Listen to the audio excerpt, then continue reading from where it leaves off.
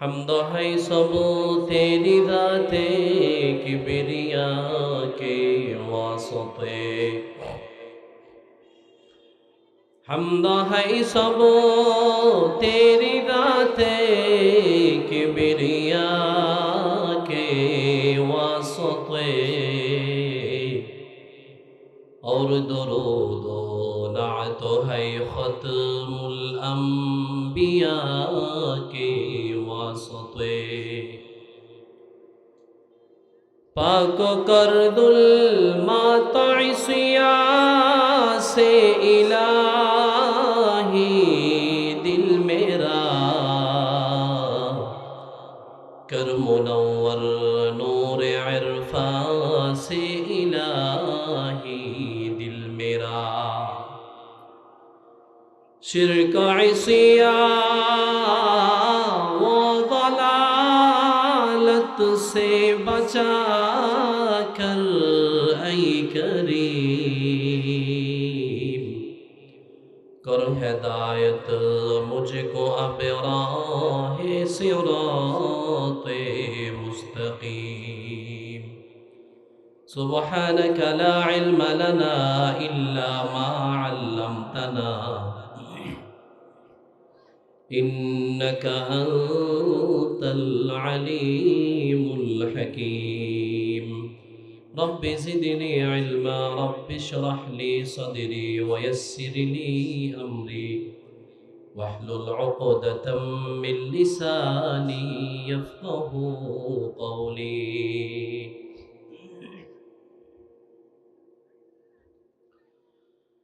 টেকনাফ থানার অন্তর্গত ১ নং হোয়াইকম মডেল ইউনিয়নের তুলাতুলি আলহেরা ইসলামী যুব ফাউন্ডেশনের উদ্যোগে আয়োজিত ১০ম এ বিশাল ওয়াজ মাহফিলের অত্র অধিবেশনের সম্মানিত সভাপতি, মঞ্চে উপবিষ্ট জাতির আলোর দিশারি ওয়ারিসে আম্বিয়ায়ে কিরাম, জাতির মাতার মুকুট, সম্মানিত উলামায়ে কিরাম, পেন্ডেলে অবস্থানরত আমার পিতৃতুল্য শ্রদ্ধেয় সম্মানিত মুরব্বিয়ানে আযম, সমবয়সী প্রাণের চেয়ে প্রিয় যুবক ভাইয়েরা, স্নেহের ছোট ভাই এবং পর্দার অন্তরালে অবস্থানরত আমার শ্রদ্ধেয় সম্মানিত মা ও বোনেরা, আলোচনার শুরুতে সর্বোপরি সমস্ত প্রশংসা সেই মহান রব্বুল আলামিনের শাহী দরবারে, যে মহান রব্বুল আলামিন আমাদের সকলকে লক্ষ কোটি মানুষের মধ্য থেকে চয়ন করে আল্লাহর রহমতের চাদর আবৃত করে দুনিয়ার নানাবিধ ফিতনা ফাসাদ থেকে হেফাজত করে সমস্ত কাজকে, সমস্ত ব্যস্ততাকে ছুটি দিয়ে আল্লাহর ভালোবাসা মুখে ধারণ করে পৃথিবীর শ্রেষ্ঠ মজলিস কোরআনের বাগানে এসে বসে পবিত্র কোরআন ও সুন্নাহর আলোকে কিছু গুরুত্বপূর্ণ কথা বলবার এবং শোনার তৌফিক দান করেছেন। এজন্য সবাই মন থেকে উচ্চ স্বরে ইখলাসের সাথে বলি আলহামদুলিল্লাহ। অসংখ্য অগণিত দুরূদ প্রেরণ করছি বিশ্ব মানবতার মুক্তির দূত উম্মতের কান্ডারি সাইয়্যিদুল মুরসালিন রাহমাতুল লিল আলামিন, বিশ্ব জাহানের সরদার মুহাম্মদ মুস্তাফা সাল্লাল্লাহু আলাইহি ওয়াসাল্লামের প্রতি।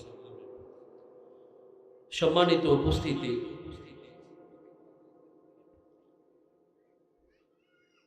মাহফিল কমিটি আলোচনার জন্য যে বিষয়বস্তু আমাকে দিয়েছেন সেটি হলো জিহাদ এবং সন্ত্রাস। এখানে আলোচনার বিষয়বস্তু যেহেতু নির্ধারিত, বিষয়ের এদিক সেদিক ঘোরার কোনো সুযোগ নেই। আপনারা যদি গুরুত্ব দিয়ে মনোযোগ দিয়ে কিছুক্ষণ সময় আমাকে দেন, তাহলে ইনশাআল্লাহ আমি চেষ্টা করব জিহাদ এবং এই সন্ত্রাসের তুলনামূলক একটা চিত্র উপস্থাপন করবার জন্য। জিহাদ এবং সন্ত্রাস এই দুইটা দেয়ার কারণ কি? একটা আসমান আর একটা জমিন। আলোচনার বিষয় হিসেবে দেয়া যায় আসমান নিয়ে কথা বলবেন, দিন নিয়ে কথা বলবেন, তাহলে দিনের সাথে রাতকে মিলানো কেন? এটা তো পার্থক্য অনেক বেশি। জিহাদ এবং সন্ত্রাস বিষয়টা চয়ন করার পিছনে অন্যতম একটি কারণ হলো বর্তমান হলুদ মিডিয়াগুলো, পশ্চিমা সভ্যতা যেগুলো পুরো পৃথিবীর শৃঙ্খলা নষ্ট করে দিয়েছে। মুসলিম পরিবারের বন্ধন, ভ্রাতৃত্ব, সামাজিকতা, শিষ্টাচার, ইসলামী সভ্যতা যারা নষ্ট করে দেওয়ার পরেও নিজেদেরকে সভ্যতার ডিলার বলে দাবি করে সেই সাদা চামড়ার লাল কুকুররা, তারা আল্লাহর পক্ষ থেকে মুসলমানদের জন্য দেয়া এই ফরজ বিধান জিহাদকে সন্ত্রাস হিসেবে পৃথিবীর কাছে প্রচার করতে চায়। এজন্য জিহাদ এবং সন্ত্রাস এই বিষয়টা নির্ধারণ করতে হয়। কারণ পশ্চিমা মিডিয়াগুলো জিহাদকে সন্ত্রাস বলে মানুষের কাছে প্রচার করে ক্ষান্ত হয়নি। এরা পৃথিবীর কাছে প্রচারের সাথে সাথে প্রমাণ করার জন্য নানাবিধ মুসলমানদের বিরুদ্ধে ষড়যন্ত্র করেছে পৃথিবীর ইতিহাস থেকে আমরা জানতে পারি। সম্মানিত ভাইয়েরা, আমাদের দুঃখ লাগে, কষ্ট লাগে যখন আল্লাহর পক্ষ থেকে দেয়া পবিত্র কোনো বিধান নিয়ে অমুসলিম কথা বলে, তখন নয়।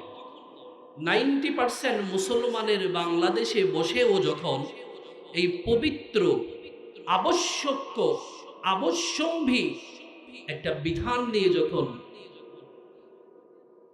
ব্যঙ্গ করা হয়, বিরোধিতা করা হয়, তখন আমাদের হৃদয়ে রক্তক্ষরণ হয়, ঠিক কিনা?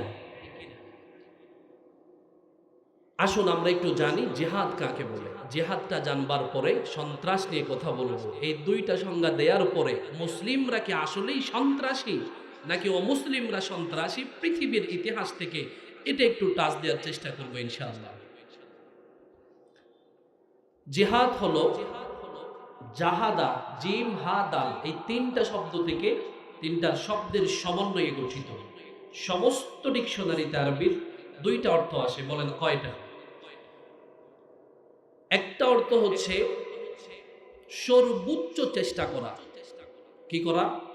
চেষ্টা করা। কোনো কিছু অর্জন করবার জন্য, সফল হবার জন্য, কাজকে আঞ্জাম দেওয়ার জন্য চেষ্টা করার নাম জাহাদা, জিহাদ করা। আরেকটা, রাসূল সাল্লাল্লাহু আলাইহি ওয়াসাল্লামের কাছে যখন জিবরাইল এই কোরআনের ওয়াহিটা নিয়ে আসছিলেন, তখন নবীজিকে বলছিলেন যে পড়েন। নবীজি কি বলছিল? মা আনা বিকারি, আমি পড়তে জানি না। তখন এইভাবে বলবার পরে নবীজিকে জিবরিল তার কলিজার সাথে লাগিয়ে একটা জোরে চাপ দিয়েছিল। এই কথাটা নবীজি যখন সাহাবাই কেরামদেরকে বর্ণনা করতেছিলেন, তখন এটাকে জুহদুন, জাহাদ এই বলে ব্যাখ্যা করেছিলেন যে এত বেশি কষ্ট পেয়েছিলাম যে আমার জুহদ বের হয়ে যাচ্ছে। সুবহানাল্লাহ বলেন না? তো এখান থেকে বোঝা যায় অতিমাত্রায় কষ্ট ভোগ করাও একটা জিহাদের অর্থ। আল্লাহ তাআলা পবিত্র কোরআনে বলেন, মান জাহাদা ফাইন্নামা ইউজাহিদু লিনাফসিহি, যে যতটুকু চেষ্টা করবে তাকে সেই পরিমাণ ফল দেয়া হবে। তার মানে অতিমাত্রায় চেষ্টা করা, এমনি একটা চেষ্টাকে জিহাদ বলে না। যেটা অর্জন করবার জন্য, সফল হবার জন্য অনেক বেশি চেষ্টা করতে হয়, এটাকে মুজাহাদা বলে। তো ঘুরে ফিরে অর্থ দাঁড়ায় অতিমাত্রায় চেষ্টা করা, এটা শাব্দিক অর্থ। পারিভাষিক করতে জিহাদ বলা হয়। অনেক ধরনের জিহাদকে নিয়ে ব্যাখ্যা করেছে, কিন্তু প্রকৃত অর্থে আল্লাহর কোরআন যেই মিনিংসটা মানুষদেরকে বোঝানোর জন্য জিহাদ ব্যবহার করেছেন, সেটি হলো আল্লাহর জমিনে আল্লাহর কালিমার বিধান প্রতিষ্ঠা করবার জন্য যেই সংগ্রাম, যেই সাধনা করা হয়, এটার নাম জিহাদ। বলেন তো কেন? আল্লাহর বিধানকে প্রতিষ্ঠা করার জন্য। ইমাম শাফিঈ রহমতুল্লাহি আলাইহি, ইমাম মালিক রহমতুল্লাহি আলাইহি এবং ইমাম আবু হানিফা রহমতুল্লাহি আলাইহি, তিনজন ইমাম একমত।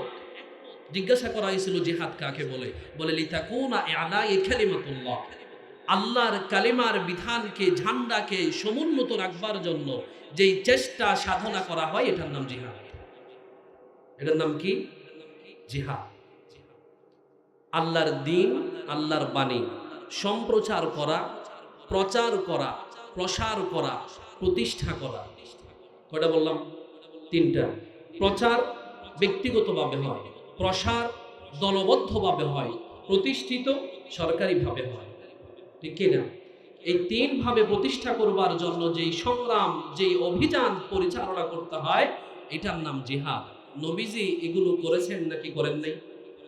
হুজুর প্রসার করা প্রতিষ্ঠা করা, এখানে আবার জিহাদ কেন আসলো? কেন আসছে জানেন? এই প্রচার করতে গেলে, প্রসার করতে গেলে, প্রতিষ্ঠা করতে গেলে কিছু বুদ্ধিজীবী নামের বুদ্ধি প্রতিবন্ধীদের, আগাছা মাখা বুদ্ধি প্রতিবন্ধী দেখা যায় না, বিরোধিতা করে বাধা দেয়, এই আগাছাগুলো ছাঁটাই করার নাম জিহাদ করা। কথা বুঝেন নাই? ইসলামকে প্রতিষ্ঠা করতে গেলে নানাবিধ বাধা, প্রাচীর, দেয়াল হয়ে আমাদের সামনে মুসলমানের ঘর থেকে আসুক, কাফের হোক, বাটপার হোক, মুনাফিক হোক, যেই হোক, ইসলামের এলায়ে কালিমাতুল্লাহ প্রতিষ্ঠা করার পিছনে যদি বিন্দু পরিমাণও বাধা প্রদান করে, সেই বাধা জমিন থেকে সমূলে উচ্ছেদ করে দেওয়ার নামই হচ্ছে জিহাদ। ঠিক কিনা? এলায়ে কালিমাতুল্লাহ, আল্লাহর কালিমাকে জমিনে সমুন্নত রাখবার জন্য মাঝখানে যে বাধা আসবে, এই বাধা জমিন থেকে সমূলে উৎখাত করার জন্য যে অভিযান পরিচালিত হয়, সেই অভিযানের নামই হচ্ছে জিহাদ। প্রিয় ভাইয়েরা, জিহাদ কখন করতে হয়, করার জন্য কি কি শর্ত আছে, এগুলো পরে আসবে, সময় থাকলে বলবো। আগে এটুকুন জেনে নেন, যদি আমাদের উপরই জিহাদ বাধ্যতামূলক হয়, জিহাদ করা লাগে, তখন আমরা সবাই জিহাদে যাব তো ইনশাআল্লাহ? যাওয়ার জন্য বলেছেন আল্লাহ পবিত্র কোরআন থেকে কিছু আয়াত বলবো, কারণ কোরআনের এমন কোন সূরা নেই যে সূরাতে জিহাদের কথা নেই। আন আছে, কান আছে, জিহাদের কথা বলে আল্লাহ ভরিয়ে দিয়েছেন কোরআনে। প্রত্যেকটা আয়াত যদি জিহাদ সম্পর্কে বলতে যায়, কেউ বলতে পারবে না, এটা পসিবল না এই সময়ে বলা। আমি কয়েকটা গুরুত্বপূর্ণ পয়েন্ট পবিত্র কোরআন থেকে জিহাদের গুরুত্ব বোঝানোর জন্য বলতেছি, শুনবেন ইনশাআল্লাহ। আল্লাহ তাআলা বলেন, ওয়াজাহিদু ফিল্লাহি হাক্কা জিহাদি। মুসলমান ভাইরা রে আমার, জিহাদ করার জন্য বলেছেন কে? বলেন। আমার নবীকে জিহাদ করবার জন্য আল্লাহ বলেছেন মুসলমান এমন ভাবে জিহাদ গুলো করতে হবে যেভাবে জিহাদ করবার জন্য আল্লাহ বলেছেন। মুসলমান, আমার নবী তার জীবনের প্রায় ৮০টার উপরে যুদ্ধ করেছেন। বলেন সুবহানাল্লাহ। ২৭ থেকে ২৯টা যুদ্ধে আমার নবী নিজে নেতৃত্ব দিয়েছে, আর সব মিলিয়ে প্রায় ৮০টার উপরে যুদ্ধ করেছে। আমার নবী থেকে নিয়ে খোলাফায়ে রাশিদা ৪ খলিফার জিন্দেগি পর্যন্ত ১৬০-এর উপরে যুদ্ধ নবীরা করেছে। বলেন সুবহানাল্লাহ। যদি আপনি মনে করেন ঘরের মধ্যে শুয়ে শুয়ে বিধান প্রতিষ্ঠা করে ফেলবেন, তাইলে আপনি বোবার স্বর্গে বসবাস করবেন। সাহাবায়ে কেরামরা অনেক কষ্টের বিনিময়ে, রক্তের বিনিময়ে, যুদ্ধের বিনিময়ে ইসলামটাকে আমাদের কাছ পর্যন্ত পৌঁছাইছে।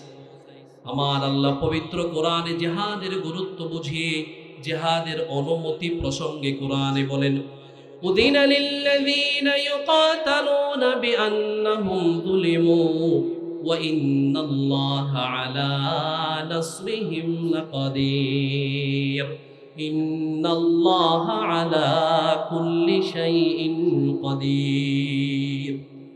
আমার আল্লাহ বলতেছেন, যারা মানুষদেরকে জুলুম করে, যারা মজলুম হয়ে গেছে, তাদের পক্ষে জিহাদ করবার জন্য আমি আল্লাহ অনুমতি দিলাম।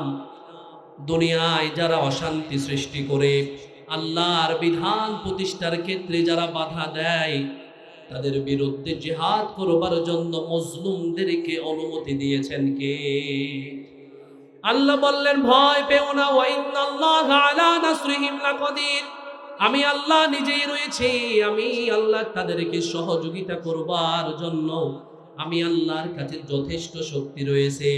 কাজেই যারা জালেম, যারা মানুষকে কষ্ট দেয়, আল্লাহর দ্বীনের বিপক্ষে কথা বলে, তাদের বিরুদ্ধে প্রতিবাদ করার জন্য আমাদেরকে সহযোগিতা করবেন কে?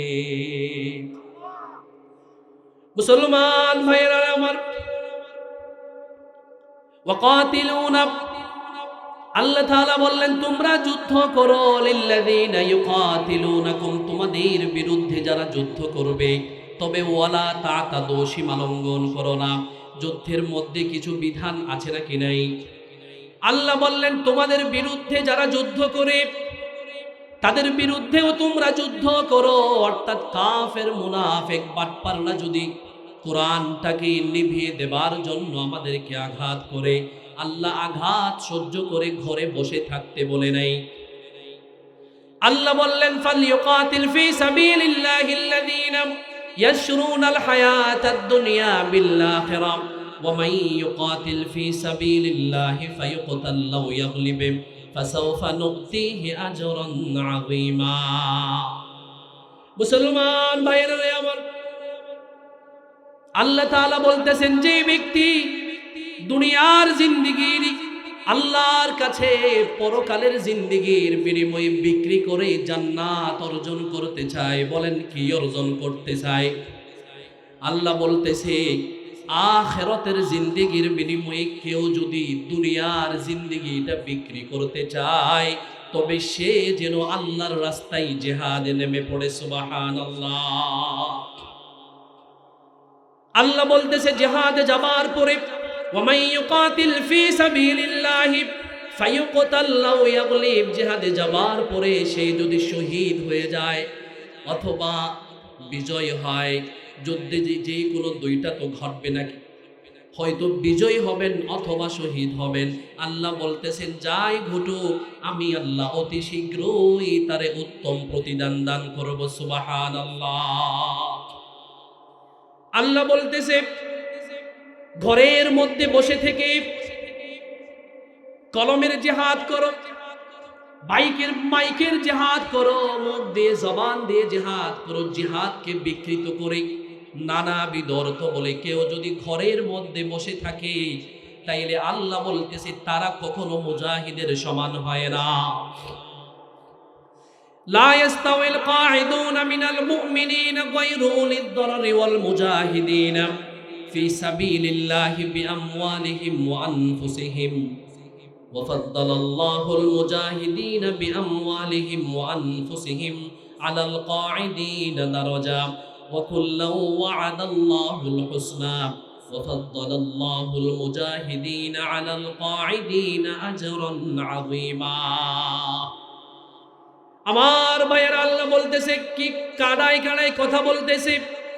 মানুষ যে অজুহাত গুলো দিয়ে জিহাদ থেকে রক্ষা পেতে চায়, জিহাদ যখন আমাদের উপরে আল্লাহ ফরজ করে দিবে, উলামায়ে কেরাম যখন ডাক দিবে, তখন যে সমস্ত মানুষগুলো জিহাদে না গিয়ে ঘরের মধ্যে বসে থাকবে, কথা বুঝতেছেন? আল্লাহ বলতেছে যারা ঘরের মধ্যে বসে থাকে তাদের চেয়ে ময়দানে ঝাঁপিয়ে পড়ে তারা জিহাদ করে, আমি আল্লাহর কাছে তাদের সম্মান অনেক বেশি। আমি আল্লাহ আলাদাভাবে ওই মানুষগুলোর উপরে তাদেরকে শ্রেষ্ঠত্ব দান করব। বলেন সুবহানাল্লাহ। আল্লাহ তো সবার জন্য কল্যাণ করবে। ওয়া কুল্লাউ ওয়া'আদাল্লাহুল হুসনা, সবার জন্য কল্যাণের প্রতিশ্রুতি আছে। তবে ওয়া ফাদ্দালাল্লাহুল মুজাহিদিনা আলাল কাঈদিনা আজরান আযীমা, তবে আল্লাহ নিজে বলতেছে ঘরে যারা বসে থাকে তাদের উপরে মুজাহিদদেরকে আমি আল্লাহ শ্রেষ্ঠত্ব দান করব। বলেন সুবহানাল্লাহ। মুসলমান ভাইরা আমার, জিহাদের যখন ডাক চলে আসবে, আমার আল্লাহ বলতেছে জিহাদ ছাড়া আমি আল্লাহর দরবারে কেউ ভালো পুরস্কার ভালো ফলাফল তোমরা আশা করতে পারবা না। মুসলমান ভাইরা, আল্লাহ পবিত্র কোরআনের সূরা তাওবার 19 নম্বর আয়াতে বলতেছে আজআলতুম সিকায়াতাল হাজ ওয়া ইমারাতাল মাসজিদিল হারাম কামান আমানা বিল্লাহি ওয়াল ইয়াউমিল আখির ওয়া জাহাদা ফি সাবিলিল্লাহি বিআমওয়ালিহিম ওয়া আনফুসিহিম ওয়া জাহাদা ফি সাবিলিল্লাহি বিআমওয়ালিহিম ওয়া আনফুসিহিম। আল্লাহ বলতেছে কত সুন্দর কথা। মুসলমান জিহাদ করাকে অনেক কঠিন মনে করে। আল্লাহ বলতেছে কেউ যদি বাইতুল্লাহ নির্মাণ করে দেয়, ওয়া ইমারাতাল মাসজিদিল হারাম, আর কেউ যদি হাজীদেরকে হজ করার সময় পানীয় পান করায়, বলেন তো দুইটা কাজ বড় কাজ নাকি ছোট কাজ? হাজীদেরকে হজ করবার সময় পানি দেয়া এটা অত্যন্ত দামি কাজ। আর যদি কেউ বাইতুল্লাহ নির্মাণ করে দেয়, এর চেয়ে বড় কাজ তো আর হতে পারে না। যেখানে একটা মসজিদ বানালে আল্লাহ প্রাসাদ দেয়ার প্রতিশ্রুতি দিয়েছেন, সেখানে কেউ যদি বাইতুল্লাহ বানায় তার পুরস্কার কত হতে পারে। আল্লাহ বলতেছে কেউ যদি বাইতুল্লাহ বানায় আর কেউ যদি হাজীদেরকে পানি পান করায়, এই দুই আমল যারা করে তাদের চেয়েও যারা আল্লাহর রাস্তায় জান মাল দিয়ে জিহাদ করে, ওই দুই দল কোনোদিন লা ইস্তাউনা ইনদাল্লাহ, আল্লাহর কাছে সমান নয়। বলেন সুবহানাল্লাহ। তাহলে আল্লাহরে বললাম আল্লাহ তাইলে কোনটা দামি? এই দল দামি না এই দল দামি? ওয়াল্লাযীনা আমানু ওয়া হাজারু ওয়া জাহাদু ফি সাবিলিল্লাহি বিআমওয়ালিহিম ওয়া আনফুসিহিম, আল্লাহ বলতেছে আ'যামু দারাজাতান ইনদাল্লাহ ওয়া উলাইকা হুমুল ফাইজুন।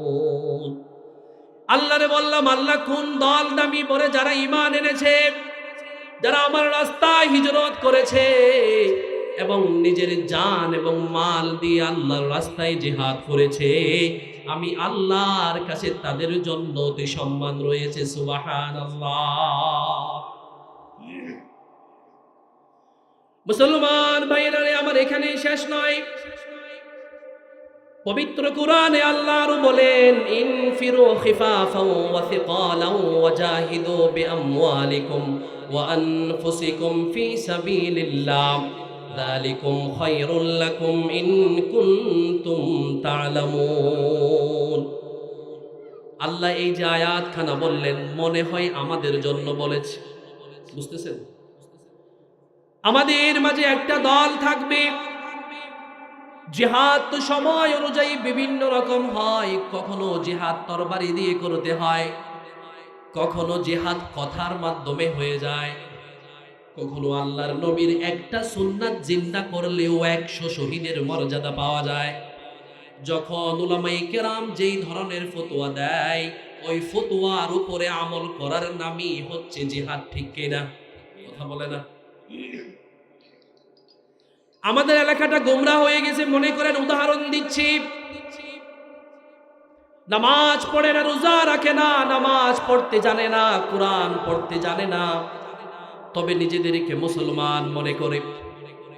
এই সময় প্রত্যেকটা মূর্খ মানুষকে কোরআন শিক্ষা দেওয়ার নাম জিহাদ করা। এই উদ্দেশ্যে মুফতি সাহেব দাঁড়িয়ে বলেছেন, আমাদের তো মুরব্বীরা মাদ্রাসায় ভর্তি হয়ে কোরআন শিখতে পারছে না, নামাজ পড়তে পারছে না, চলো আগামী সপ্তাহে 3 দিনের জন্য জামাতে যাওয়া লাগবে। বলেন কোথায়? তাবলিগে যাওয়া লাগবে। যেহেতু এলাকাটা গোমরা হয়ে গেছে, নামাজ পড়তে জানি না, সহি শুদ্ধ কোরআন পড়তে জানি না, মিনিমাম যেটুকু নামাজে পড়তে হয়। এই সময় মনে করতে হবে মুফতি সাহেব দাঁড়িয়ে এই ফতোয়াটাই দিয়েছে, এলাকাবাসীর জন্য এই ফতোয়ার উপরে আমল করা মানি নবীর কথাই জিহাদ করার সমান। সুবহানাল্লাহ। এই ডাক যখন দিবি তখন নানাবিধ অজুহাত আসবে। বলে আমার বাড়িতে আমি ছাড়া কেউ নেই, আমার বাড়িতে টাকা নেই, পয়সা নেই, নানাবিধ অজুহাত আসে নাকি আসে না? এইরকম অজুহাত আমার নবীর আমলেও কিছু কিছু মানুষেরা দিত। এই জন্য আল্লাহ বলতেছে ইনফিরু খিফাফাও ওয়া সিকালাও ওয়া জাহিদু বিআমওয়ালিকুম ওয়া আনফুসিকুম ফি সাবিলিল্লাহ যালিকুম খায়রুল লাকুম ইন কুনতুম তা'লামুন। বলছে তোমার কাছে অস্ত্র ভারী থাকলেও যুদ্ধে যাও, আর যদি যুদ্ধ সরঞ্জাম নাও থাকে, অল্প থাকে, হালকাও থাকে, তবেও যুদ্ধে বের হয়ে যাও। মুসলমান তাবলিগে যাওয়ার জন্য যারা ফাঁকি দেয় তাদেরকে আল্লাহ বলতেছে তোমার বাড়িতে অসুবিধা থাকলেও কিছুটা যদি সম্ভব হয়, না গেলে একেবারে নয়, এটা না যে আপনি না থাকলে পরিবারটা ধ্বংস হয়ে যাবে না, কোন রকম চলবে, এমন ব্যবস্থা হলেও আপনাকে আল্লাহর দ্বীন প্রচারের জন্য বের হতে হবে, আল্লাহর দ্বীন জিন্দা রাখবার জন্য বের হওয়া লাগবে। অর্থাৎ সচ্ছল অবস্থায়ও দ্বীনের কাজ করতে বলেছেন আল্লাহ, অসচ্ছল অবস্থাতেও দ্বীনের কাজ করতে বলেছেন আল্লাহ। জান এবং মাল দিয়ে জিহাদ করার সমান হয়ে যাবে। আল্লাহ বলতেছে এখন তুমি ফাঁকি দিচ্ছ, যদি তুমি জানতা, যদি তুমি বুঝতা, জীবন মরণ দিয়ে হলেও তুমি জিহাদে বের হয়ে যেতা। সুবহানাল্লাহ, এটাই তোমার জন্য কল্যাণ হতো। যালিকুম খায়রুল লাকুম ইন কুনতুম তা'লামুন, যদি তুমি জানতে তুমি সেটাই করতে, কারণ এটা তোমার জন্য কল্যাণ, সেটা তুমি বুঝো না। যুদ্ধে যাওয়ার জন্য, জিহাদে যাওয়ার জন্য কে বলেছে? এটা জোরে বলেন, কে বলেছে? আল্লাহ বলেছে। জিহাদ যেই সময়ে দ্বীনের জন্য যেটা করা দরকার ওইটার নাম জিহাদ। রাসূল সাল্লাল্লাহু আলাইহি ওয়াসাল্লাম অস্ত্র নিয়ে, তরবারি নিয়ে কখন যুদ্ধ করেছে? যখন তরবারির প্রয়োজন ছিল, ঠিক কিনা? কিছুই করতে পারতেছে না, খালি আঘাত করে। মক্কায় 13টি বছর নির্যাতন সহ্য করেছে, সিজদা দিতে পারে না, উটের পায়খানা মাথার উপর ঢেলে দেয়। সাহাবায়ে কেরামদেরকে একা একা রাস্তায় পায় না, চাকু দিয়ে মেরে ফ্যাট পেড়ে দেয়। খালি নির্যাতন, খালি অত্যাচার, খালি মাইর দেয়। মার খেতে খেতে খেতে একটা পর্যায়ে সহ্য করতে না পেরে আল্লাহ বলছেন, নবী যান, আপনি বের হয়ে যান, মদিনায় যান। আপনি মনে কষ্ট নিয়ে না, এমন ভাবে আপনাকে ফেরাবো এই মক্কা আপনার পায়ের নিচের মধ্যে চলে আসবে। সুবহানাল্লাহ। দুঃখ ভারাক্রান্ত হৃদয় নিয়ে নবীজি বের হয়ে গেলেন। মক্কা থেকে যাওয়ার সময় দুটি চোখ দিয়ে পানি ঝরে আর বলে, হে মক্কা, হে আমার জন্মভূমি, আল্লাহ যদি হুকুম না দিত আমি যেতাম না, যেতে বড্ড কষ্ট হচ্ছে। হিজরত করা, বেশিরভাগ আয়াতে আমানু ওয়াহাজারু ওয়াজাহাদু, আমানু ওয়াহাজারু ওয়াজাহাদু, ঈমান আনা, হিজরত করা, জিহাদ করা। এগুলো বাদ দিয়ে আপনি জান্নাতে যেতে চান? কথা বলেন। তো তখন নবীকে আঘাত করত, মাইট দিত। আল্লাহ যখন অনুমতি দিছে তখন নবীও পাল্টা আঘাত করা শুরু করছে। যতগুলো যুদ্ধ নবীজি করেছেন বেশিরভাগ যুদ্ধ ডিফেন্সিভ, আক্রমণ ঠেকিয়েছে, ঠিক কিনা? সম্মানিত ভাইয়ারা, দিনের একটা পর্যায়ে কাফেরদের সাথে আমাদের খুব একটা মোকাবেলা হয় না, আমাদের মোকাবেলা তাগুতের সাথে। কার সাথে? তাগুত। ওয়া ইউমিন বিল্লাহ ওয়া তাকফুর বিত-তাগুতি ওয়া ইউমিন বিল্লাহ। আল্লাহ বলেছেন এই তাগুতের সাথে কুফরি করো। এটা কাকে বলে? কাফের এখন নেই, তবে কাফেরদের এজেন্ডা বাস্তবায়ন করবার জন্য আমাদেরই মতো কিছু জুব্বাদারি, কুর্তাদারি মানুষ সমাজে আছে নাকি নেই? এদেরকে তাগুত বলা হয়। এদের বিরুদ্ধে জিহাদ করতে হবে, তবে এদের বিরুদ্ধে জিহাদটা তরবারি দিয়ে নয়। একজন মুসলমান আরেকজন মুসলমানের রক্ত ঝরাতে পারে না, এটা পসিবল না। সে নিজেকেও তো মুসলমান দাবি করতেছে, ঠিক কিনা? যুক্তি দিচ্ছে, তর্ক দিচ্ছে। তো এখানে তরবারের দরকার নেই, এখানে বুদ্ধির দরকার, বিবেকের দরকার, ঠিক কিনা? যেই পদ্ধতিটা সে অবলম্বন করে আমার জমিনে তাগুতকে স্টাবলিশ করতে চাচ্ছে, সেই পদ্ধতির বিরুদ্ধে যদি বিকল্প কোনো পদ্ধতি থাকে, ওই পদ্ধতি প্রতিষ্ঠা করবার জন্য জমিনে সংগ্রাম করার নামই হচ্ছে বর্তমানে জিহাদ করা। এই রকম ডাক যদি কখনো উলামায়ে কেরাম ইসলামের ঝান্ডা জমিনে প্রতিষ্ঠা করবার জন্য, ইসলামের বিধানকে সমুন্নত করবার জন্য, আল্লাহর দ্বীনকে আল্লাহর জমিনে বাস্তবায়ন করবার জন্য যখন যেটা দরকার হয়, সেই দরকারি পদ্ধতির মাধ্যমে যদি আহ্বান চলে আসে, আল্লাহর পথে ঝাঁপিয়ে পড়ার নামই হচ্ছে বর্তমানে জিহাদ করা, ঠিক কিনা? সাহাবায়ে কেরামদের সময়ে নবীজি ডাক দিতেন, চলো জিহাদ করতে হবে। চিন্তা ফিকির করা ছাড়া, পিছনে দেখা ছাড়া, ঘরে বউ একা বসে আছে ভাবেন নাই। তরবারি থাকলে এমনি তরবারি নিয়ে গেছে, আর না থাকলে খালি হাতে আল্লাহর উপর ভরসা করে জমিনে ঝাঁপিয়ে পড়েছে। বিজয় দিয়েছেন কে? বিজয় দেয় কে? আল্লাহ বিজয় দেয়। বদরের যুদ্ধে বিজয় দান করছে কে? ওয়ালাকাদ নাসারাকুমুল্লাহু বিবাদরি ওয়া আনতুম আদিল্লাহ। আল্লাহ তো কোরআনে বলেই দিয়েছে, ও নবী, নবী হে, আপনি তো পরাজয়ের মুখোমুখি ছিলেন, হেরে যাবেন, লজ্জিত হয়ে যাচ্ছিলেন, তখনই আল্লাহ আপনাকে বদরের ময়দানে ফেরেশতাদের মাধ্যমে সহযোগিতা করেছে। সুবহানাল্লাহ। তো যেই আল্লাহ বদরে সাহাবায়ে কেরামদেরকে সহযোগিতা করেছে, সেই আল্লাহ মরে গেছে না? কথা বলুন, আছে? তো থাকলে এখন আপনি জিহাদ করতে ভয় পান কেন? জিহাদ করা লাগবে। জিহাদের কথা বললে ভয় লাগে? লাগবে, কারণ পশ্চিমারা জিহাদকে সন্ত্রাসী বানিয়ে দিয়েছে। নানাবিধ অজুহাত এখন আসবে। হুজুর যখন ডাক দিবে চলো ময়দানে যাই, যেটা করবার জন্য এখন দরকার ওই কাজটা করবার জন্য ডাকতেছি, তখন আপনি নানাবিধ অজুহাত দিবেন, আমার ঘরে অসুবিধা, আমার বউ অসুস্থ, অথচ আপনি মরে যান। তো আপনি না থাকলে পৃথিবী যেই রকম ছিল সব আগের মতোই চলবে, উইদাউট ইউ, খালি আপনি থাকবেন না, ঠিক কি না? তা এখন এত অজুহাত কেন? আল্লাহ এই জন্য বলতেছে, ইয়া আইয়ুহাল্লাযীনা আমানু মা লাকুম ইযা ক্বিলা লাকুম ইনফিরু ফি সাবিলিল্লাহি সাকালতুম ইলাল আরদ আরদিতুম বিল হায়াতিদ দুনিয়া মিনাল আখিরাহ। আমার কলিজার মুরব্বীরা একটু মনোযোগ দিয়ে তাকান, কয়েকটা দামি কথা বলে মাইকটা ছেড়ে দিব।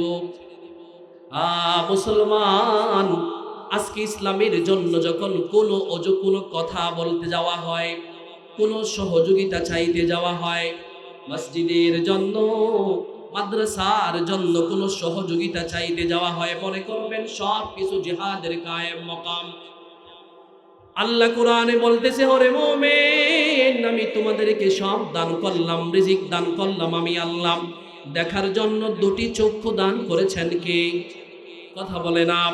দবদবি জমিন আপনি হাঁটতেছেন, হাঁটবার জন্য পা দিয়েছেন আল্লাহ, ধরবার জন্য হাত দিয়েছেন আল্লাহ, 70টা বছর ফিরি ফিরি দামি অক্সিজেন দিয়েছেন আল্লাহ। আল্লাহ বলতেছে, এত কিছু আমি দিয়েছি তোমারে, আমার খাও, আমার পড়ো, সব কিছু আমার, তারপরেও তোমাদের কি হয়েছে?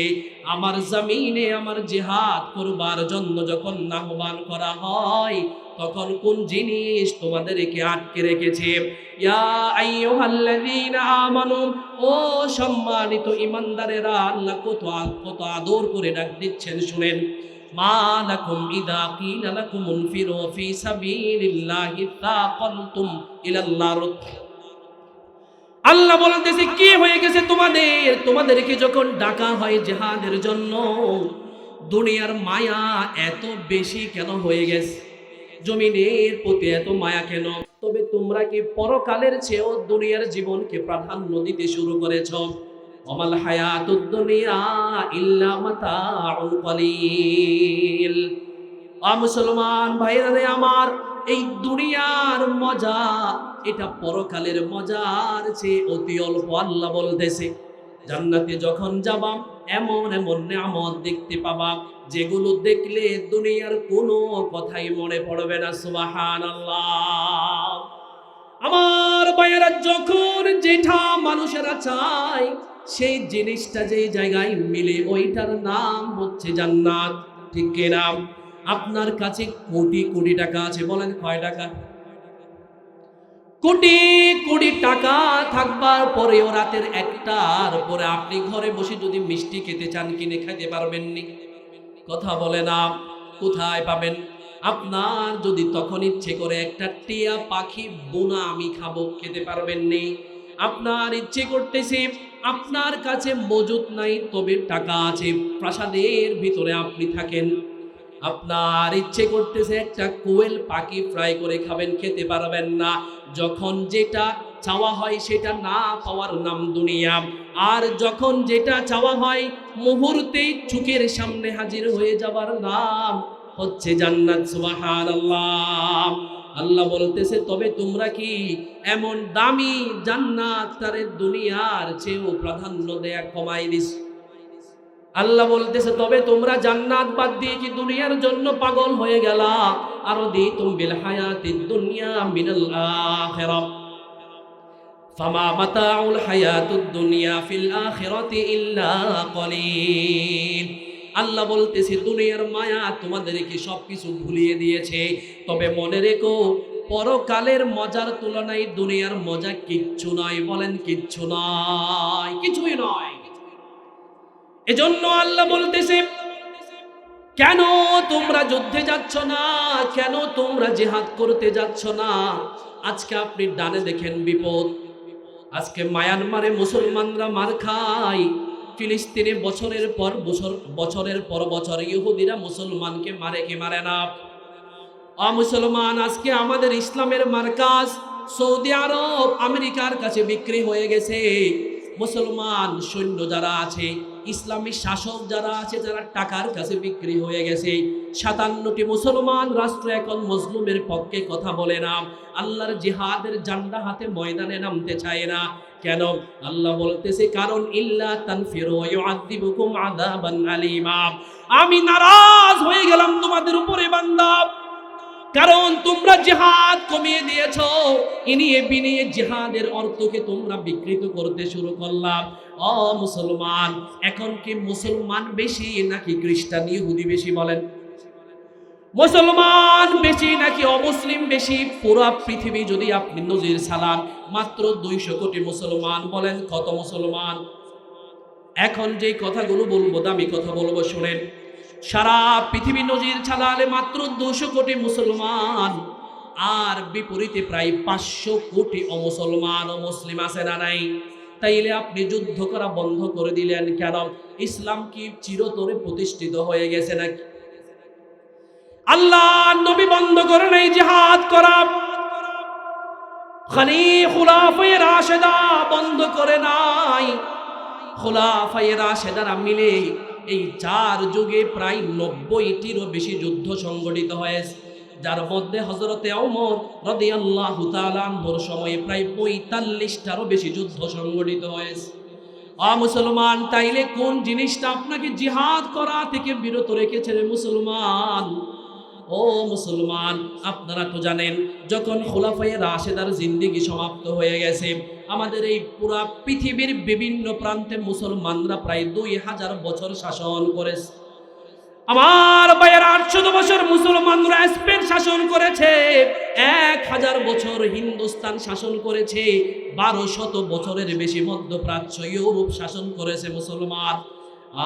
মুসলমান, একটা সালতানাতের উদাহরণ আপনাদেরকে দেই। উসমানীয় খেলাফত যখন শুরু হয়, মাত্র 4 লক্ষ বর্গ মাইল দিয়ে খেলাফত শুরু হয়েছিল। তারা তো থেমে থাকে নাই, মঙ্গলদের বিরুদ্ধে যুদ্ধ করেছে, বাইজেন্টাইন রোমান যারা ছিল খ্রিস্টানদের বিরুদ্ধে যুদ্ধ করেছে।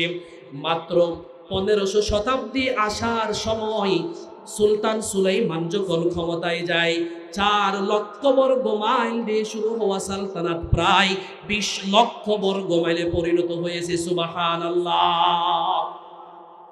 কেউ তো থামে নাই, যুদ্ধ করা বন্ধ করে নাই, আল্লাহর রহমত আসাও বন্ধ হয় নাই।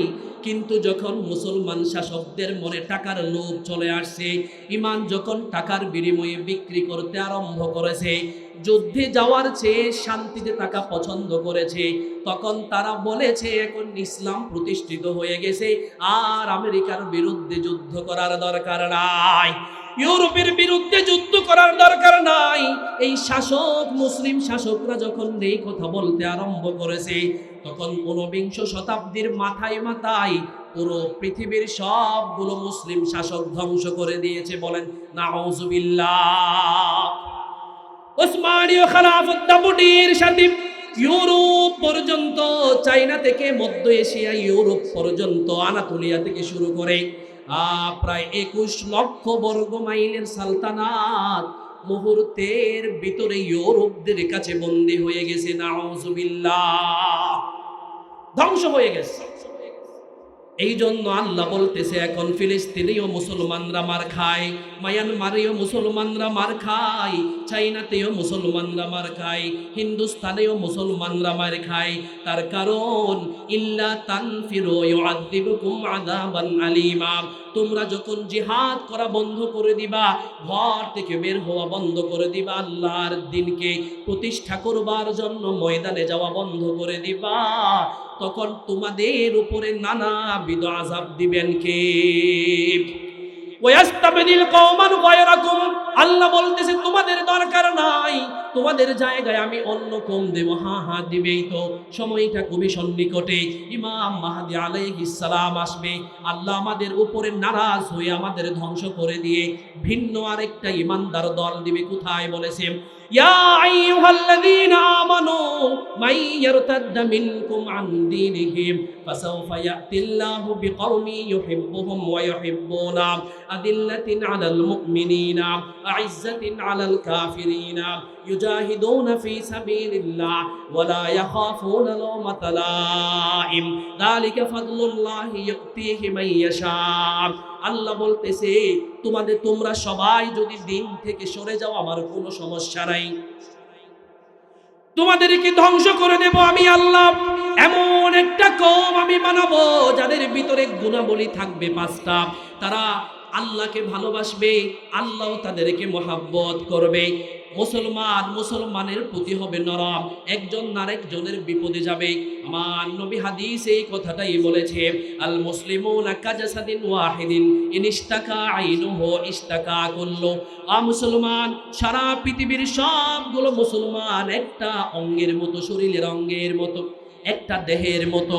একটা দেহে হাত যখন ব্যথা পায় ওই ব্যথাটা পুরো শরীরে অনুভব হয় কি হয় না? মাথায় যখন আঘাত পায় পুরো শরীরটা কাজ করা বন্ধ করে দেয়। একটা চোখে যখন আপনি আঘাত পান আপনার কদমও চলে না, চলে নাকি? আল্লাহ বলতেছে তাইলে ফিলিস্তিনে একটা মুসলমানকে মারলে তোমার হৃদয়ে রক্তক্ষরণ হয় না কেন? মুসলমান, আমার নবী বলতেছে একজন মুসলমানকে যদি কেউ হত্যা করে তাইলে অন্য মুসলমানেরও কষ্ট আসতে হবে। এই বিধান যদি কেউ বন্ধ করে দেয়, এই নীতিমালা যদি কেউ ভুলে যায়, মনে করতে হবে নবীর নীতিমালা আমরা বন্ধ করে আমরা ভেঙে ফেলেছি। নবীজির এই নীতিমালা যদি আপনি ভেঙে ফেলেন, আল্লাহ বলতেছে সময় বেশি দূরে নাই, তোমাদেরকে ধ্বংস করে এমন একটা কওম আমি আল্লাহ বানাবো যে কওমের ভিতরে থাকবে 5টা গুণাবলী। 1 নাম্বার, তারা আল্লাহকে মহাব্বত করবে, আল্লাহ নিজেও তাদেরকে মহাব্বত করবে। মুমিনের বিপদে আপদে আসবে, নরম হবে। আর পক্ষান্তরে কাফেরদের বিরুদ্ধে কঠিন ইস্পাত পাহাড়ের মতো দাঁড়িয়ে যাবে। ওয়ায়ুজাহিদুনা ফি সাবিলিল্লাহ, আল্লাহর দ্বীনকে জমিনে প্রতিষ্ঠা করবার জন্য সশস্ত্র জিহাদ করবে।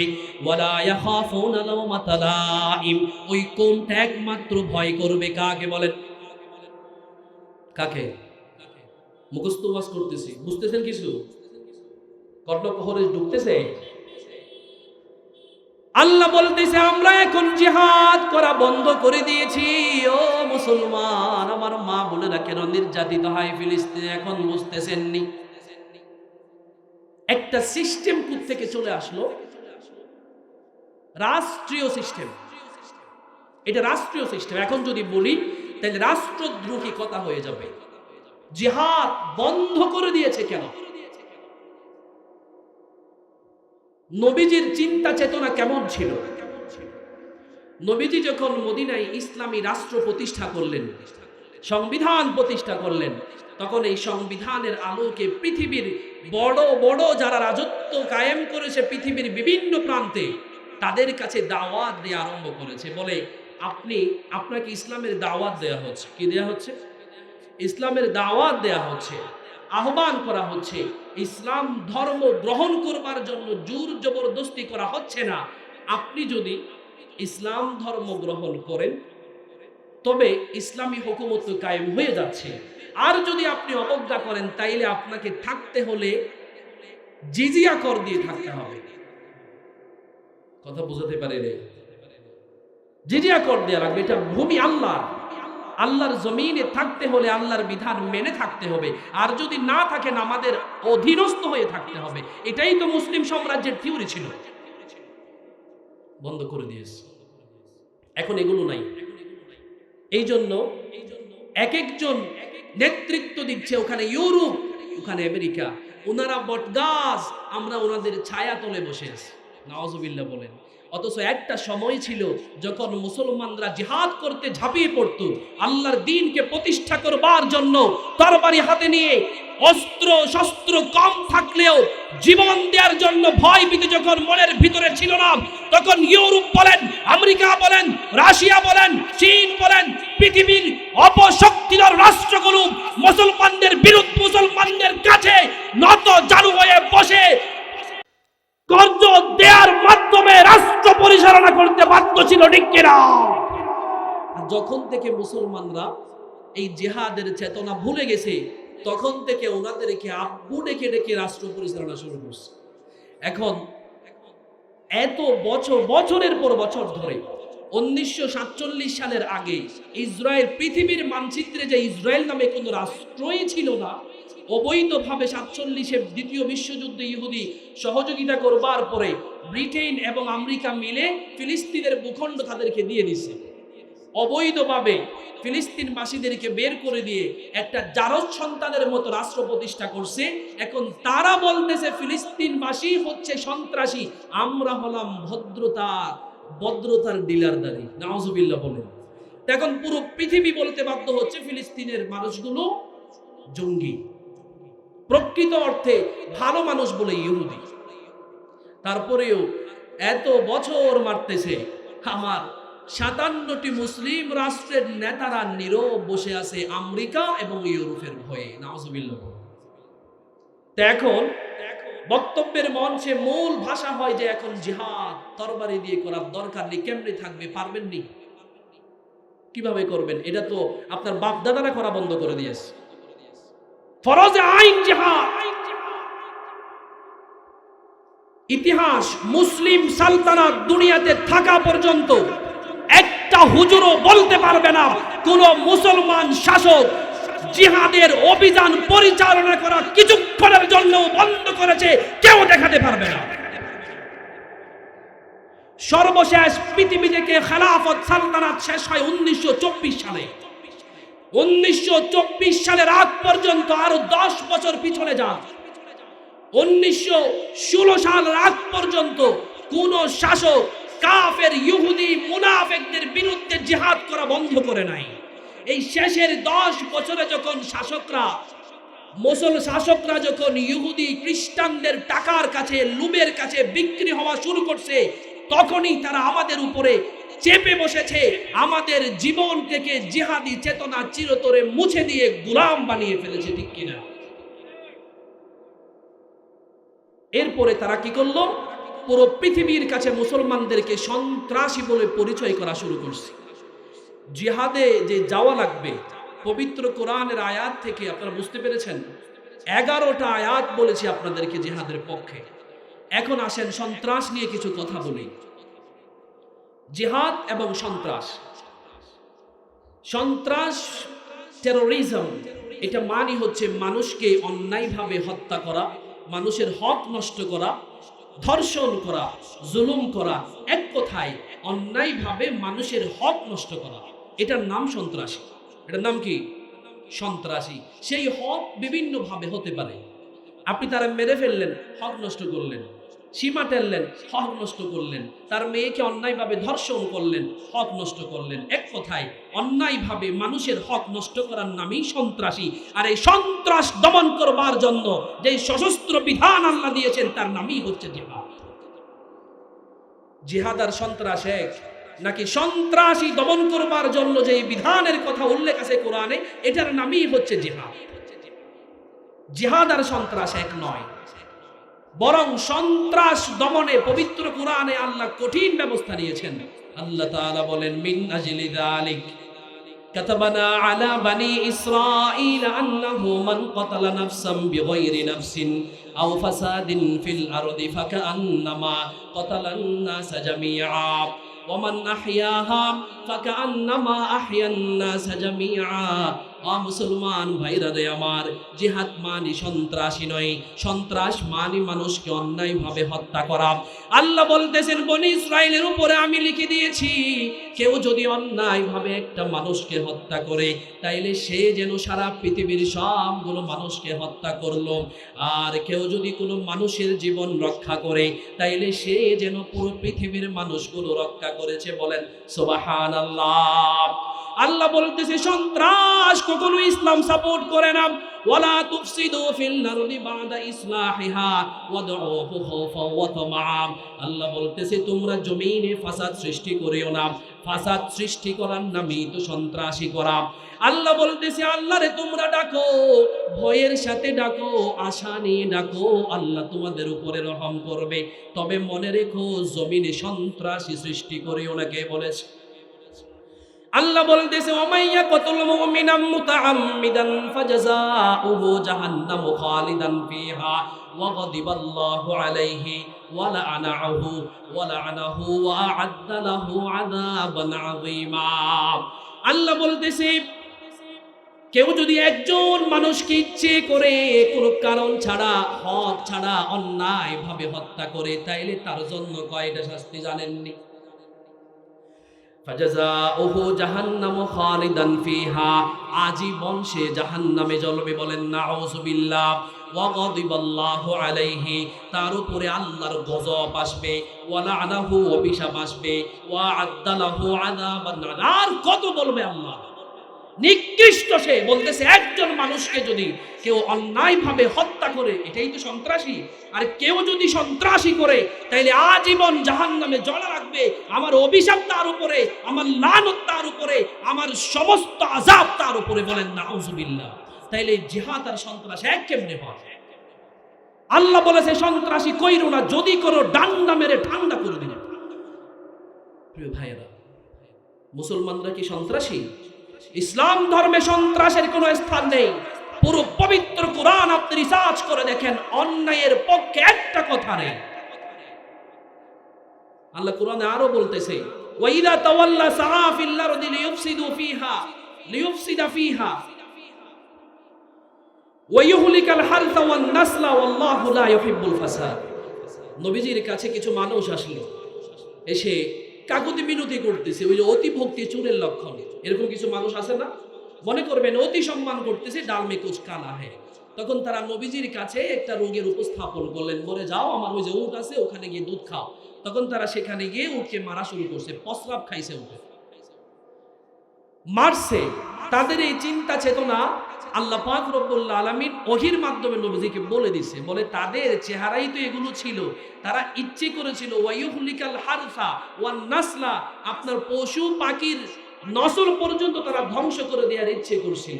তখন আল্লাহ পাক রব্বুল আলামিন নবীজির মাধ্যমে এই সন্ত্রাসগুলোর শাস্তি কায়েম করছে, হাত পা কেটে দিছে। সুবহানাল্লাহ বলেন, হাত পা কেটে দিছে। আল্লাহ পবিত্র কোরআনে আরো বলেন, ওয়ালা তাকতুলুন নাফসাল্লাতী হারামাল্লাহু ইল্লা বিল হক। খবরদার, অন্যায়ভাবে কোনো মানুষকে হত্যা করা তোমাদের উপরে হারাম করা হয়েছে। কি করা হয়েছে? ওয়ামান কুতিলা মাজলুমান ফাকাদ জাআলনা লিওয়ালিয়িহি সুলতানান ফালা ইউসরিফ ফিল কতল।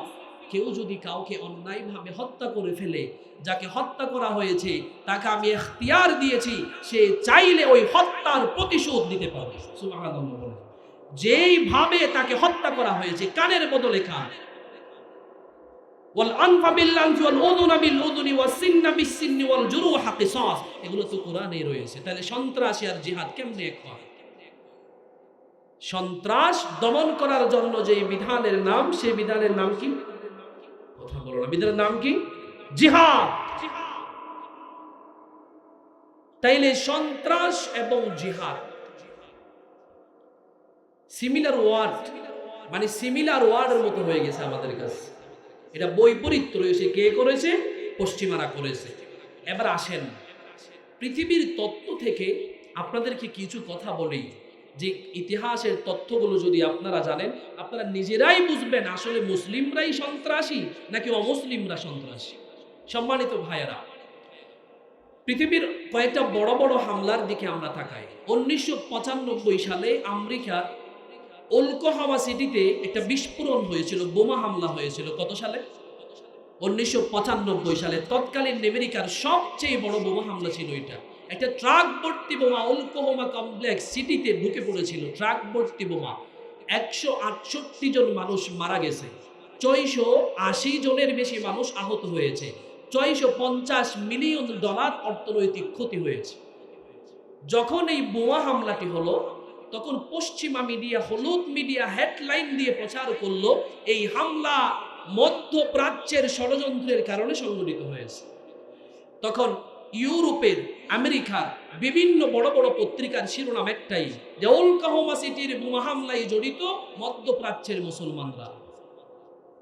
তদন্ত করতে করতে করতে একটা পর্যায়ে তারা রিপোর্ট বের করতে বাধ্য হলো, আসলে ওকলাহোমা সিটিতে বোমা হামলা যেটা হয়েছে এটাতে কোনো মুসলমান জড়িত ছিল না, বরং চরমপন্থী আমেরিকার 2 জন সন্ত্রাসী জড়িত ছিল।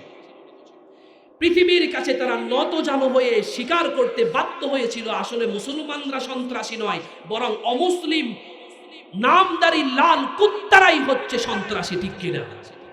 একটা না। এর পরবর্তী বছর 1996 সালে আটলান্টার অলিম্পিক পার্কে একটা বোমা হামলা হয়েছিল। আটলান্টার এই বোমা হামলায়, যেটা 96 সালে সংঘটিত হয় পার্কে, অলিম্পিক পার্কে 2 জন মানুষ মারা যায়, 111 জনের বেশি মানুষ আহত হয়। এটা যখন সংঘটিত হয় তখন তারা কিছু মুসলমানদেরকে গ্রেপ্তার করা শুরু করছে। বলেন না, মুসলমানরাই তো জঙ্গি, এরাই করছে এই বোমা হামলা। পরবর্তীতে তদন্ত করে রিপোর্ট বের হলো এরিক রুটলফ, নাগরিক খ্রিস্টান, এই বোমা হামলার সাথে জড়িত ছিল। পরবর্তীতে মুসলমানরা নির্দোষ হয়ে প্রমাণ করে দিল পুরো পৃথিবীতে মুসলমানরা নয় বরং অমুসলিমরাই সন্ত্রাসের সাথে জড়িত। 1997 সালে ইন্ডিয়াতে দিল্লি সিনেমা ব্লাস্ট হলো, কয়েকটা সিনেমা হল বোমার মাধ্যমে উড়িয়ে পড়িয়ে দেওয়া হলো। সেখানে 13 জন মানুষ নিহত হয়েছে, 125 জন মানুষ না 58 জন মানুষ আহত হয়েছে। ভারতে এই বোমা হামলা হওয়ার সাথে সাথে মুসলমান যুবকদেরকে আক্রমণ করা, অ্যাটাক করা, গ্রেপ্তার করা শুরু করছে মুসলমান যুবকদেরকে। এরা সন্ত্রাসী, যারা পাকিস্তান থেকে আসছে, বিভিন্ন রাষ্ট্র থেকে আসছে, এরকম দেখে দেখে 100-এর অধিক যুবকদেরকে গ্রেপ্তার করছে। পরবর্তী কয়েক মাস পরে আদালত থেকে রিপোর্ট আসলো যাদেরকে গ্রেপ্তার করছে তারা নির্দোষ ছিল। এই হামলার পিছনে ইন্ডিয়ার উগ্রপন্থীরাই, হিন্দুত্ববাদী গোষ্ঠী জড়িত ছিল। 1997 সালের এই হামলাটাও প্রমাণ হলো মুসলমানরা সন্ত্রাস নয়, মুসলিমরাই সন্ত্রাস। পরবর্তী 2006 সালে স্পেনের মালেগাঁওতে বোমা হামলা হলো। স্পেনের মালেগাঁও সিটিতে বোমা হামলা, 37 জন মানুষ নিহত হয়েছে, 125 জনের বেশি মানুষ আহত হয়েছে।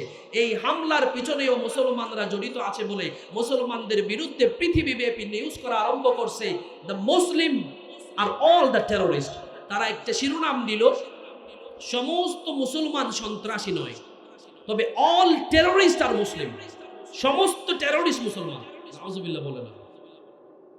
তখন এই হেডলাইনটা বের হলো যে সমস্ত মুসলমান কি নয়, কথা বুঝেন না, সন্ত্রাস নয়, কিন্তু সব সন্ত্রাস কি মুসলমান, তাদের দাবি। তার মানে কোন ইহুদি বলেন, খ্রিস্টান বলেন, তারা সন্ত্রাস হতেই পারে না, সন্ত্রাসের ডিলান নিয়েছে মুসলমান। এই বলে তারা স্পেনের মালেগাঁও বোমা হামলার জন্য মুসলমানদেরকে দায়ী করা শুরু করছে। আল্লাহর কি কুদরতি, কয়েক মাস যায় নাই, তারা রিপোর্ট দিতে বাধ্য হলো এই হামলার পিছনে জড়িত ছিল ইন্ডিয়ান উগ্রবাদী হিন্দুত্ববাদী জনগোষ্ঠী। এখানে মুসলমানদের কোনো হাত ছিল না। সুবহানাল্লাহ বলে না। 2008 সালে স্পেনের মালেগাঁওতে আবার বোমা হামলা হলো।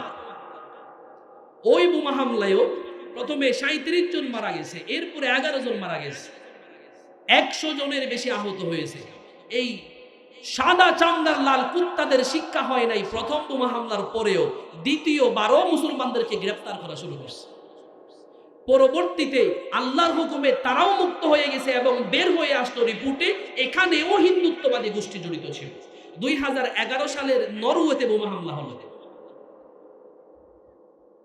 নরওয়ের এই বোমা হামলায় 300 জন মানুষ আহত হয়েছে, 77 জনের বেশি মানুষ নিহত হয়েছে। এই নরওয়ের বোমা হামলা হয়ে যাবার পরেও মুসলমানদের বিরুদ্ধে নিউজ করতে আরম্ভ করেছে পশ্চিমা মিডিয়া। এই মুসলমান উগ্রপন্থীরা নরওয়েতে বোমা হামলা চালিয়েছে, কিন্তু পরবর্তীতে রিপোর্টের মাধ্যমে প্রমাণিত হলো 2 জন ডান চরমপন্থী এই বোমা হামলার সাথে জড়িত ছিল, মুসলমান জড়িত ছিল না। তো পৃথিবীর সবগুলো বড় বড় হামলা, একদম একেবারে শেষের হামলাটার কথা যদি আপনাদেরকে বলি, টুইন টাওয়ার হামলা, এটার মাধ্যমে পুরো পৃথিবীর কাছে মুসলমানদেরকে সন্ত্রাসী বলে প্রকাশিত করেছিল নাকি করে নাই, কিন্তু আজ পর্যন্ত প্রমাণ করতে পারে নাই এটার মুসলমানরা জড়িত ছিল, প্রমাণ হয় নাই। ইউরোপ এবং আমেরিকা 100 জনেরও বেশি বড় বড় প্রফেসররা এই কথা বলতে বাধ্য হয়েছে এই টুইন টাওয়ার হামলা ভিতর থেকেই সংগঠিত করা হয়েছে। এখানে ওসামা বিন লাদেনের কোনো হাত ছিল না। কে ওসামা বিন লাদেন জানেন? তিনি কে? ওসামা বিন লাদেনের নাম শুনলে আমাদের ভিতর থরথর করে কাঁপে যে এখন জানি আমাদেরকে গ্রেফতার করে নিয়ে যাচ্ছে। আফগানিস্তানের তালেবানের নাম নেয়ার আগে ডানা বামে তাকাতে হয় কেন? ইমান দুর্বল বলে। ওসামা বিন লাদেন সন্ত্রাসী ছিল না। এ পর্যন্ত পৃথিবীর কোন গণমাধ্যম প্রমাণ করতে পারে নাই ওসামা বিন লাদেন অন্যায়ভাবে কাউকে হত্যা করেছে, নিরীহ কোনো মেয়েকে ধর্ষণ করেছে, কারো হাত মেরে খেয়েছে, কেউ বলতে পারে নাই। মিয়া বাপের বেটা ছিল ওসামা বিন লাদেন। যেই সময়ে সৌদি গভর্নমেন্টের পর্যন্ত পার্সোনাল বিমান ছিল না, সেই সময় ওসামা বিন লাদেন নিজস্ব বিমানে ঘুরতেন। একসাথে মক্কা, মদিনা, বাইতুল মুকদ্দাসের 3 সময়ের কাজ যিনি পরিদর্শন করেছেন, নিজের হাতে তৈরি করেছেন, তার নাম ওসামা বিন লাদেন। তিনি সৌদি বংশোদ্ভূত, তিনি রাজ পরিবারের সন্তান ছিল। তাইলে কেন টেরোরিস্ট হলো? কেন টেরোরিস্ট হলো জানেন? 1 মিনিটে বলে যাই, মনোযোগ দিয়ে শুনেন। তিনি যখন দেখতে পেলেন আফগানিস্তানে রাশিয়ার কব্জা করে ফেলেছে, হাজার হাজার লক্ষ লক্ষ মুসলমানকে, নিরীহ মুসলমানকে অন্যায় অত্যাচারের মাধ্যমে নিধন করতে আরম্ভ করেছে, তখন ওসামা বিন লাদেন আল্লাহর জমিনে আল্লাহর বিধান অনুযায়ী, ওই হাদিস অনুযায়ী সারা পৃথিবীর সমস্ত মুসলমান একটা দেহের মতো, এই হাদিস অনুযায়ী তিনি সৌদি থেকে উড়ে গেলেন আফগানিস্তানে। সেখানে গেলেন, রাশিয়ার বিরুদ্ধে যুদ্ধ ঘোষণা করলেন। ওখানে গিয়ে যুদ্ধের ট্যাঙ্ক তৈরি করলেন, কোটি কোটি টাকা নিজের পকেট থেকে ব্যয় করে যুদ্ধ বিমান তৈরি করলেন আফগানিস্তানে গিয়ে। তখন আমেরিকা রাশিয়াকে বিতাড়িত করবার জন্য ওসামা বিন লাদেনকে সহযোগিতা করেছে। ওসামা বিন লাদেন, কথা শুনতেছেন না? ওদিকে তাকিয়ে আছেন। ওসামা বিন লাদেন সম্পর্কে তো খারাপ ধারণা আমাদের সবার। ভাই একটু শুনি, কেন তিনি সন্ত্রাসী হয়ে গেলেন একটু মনোযোগ দিয়ে শোনেন। এরপর আফগানিস্তান থেকে রাশিয়াকে বিতাড়িত করবার জন্য যখন ইমানি তামান্না নিয়ে, তার দরকার ছিল না, তিনি তো লাক্সারিয়াস লাইফ লিড করতেছিল সৌদি আরবে। শুনতেছেন? শুনতেছেন সবাই?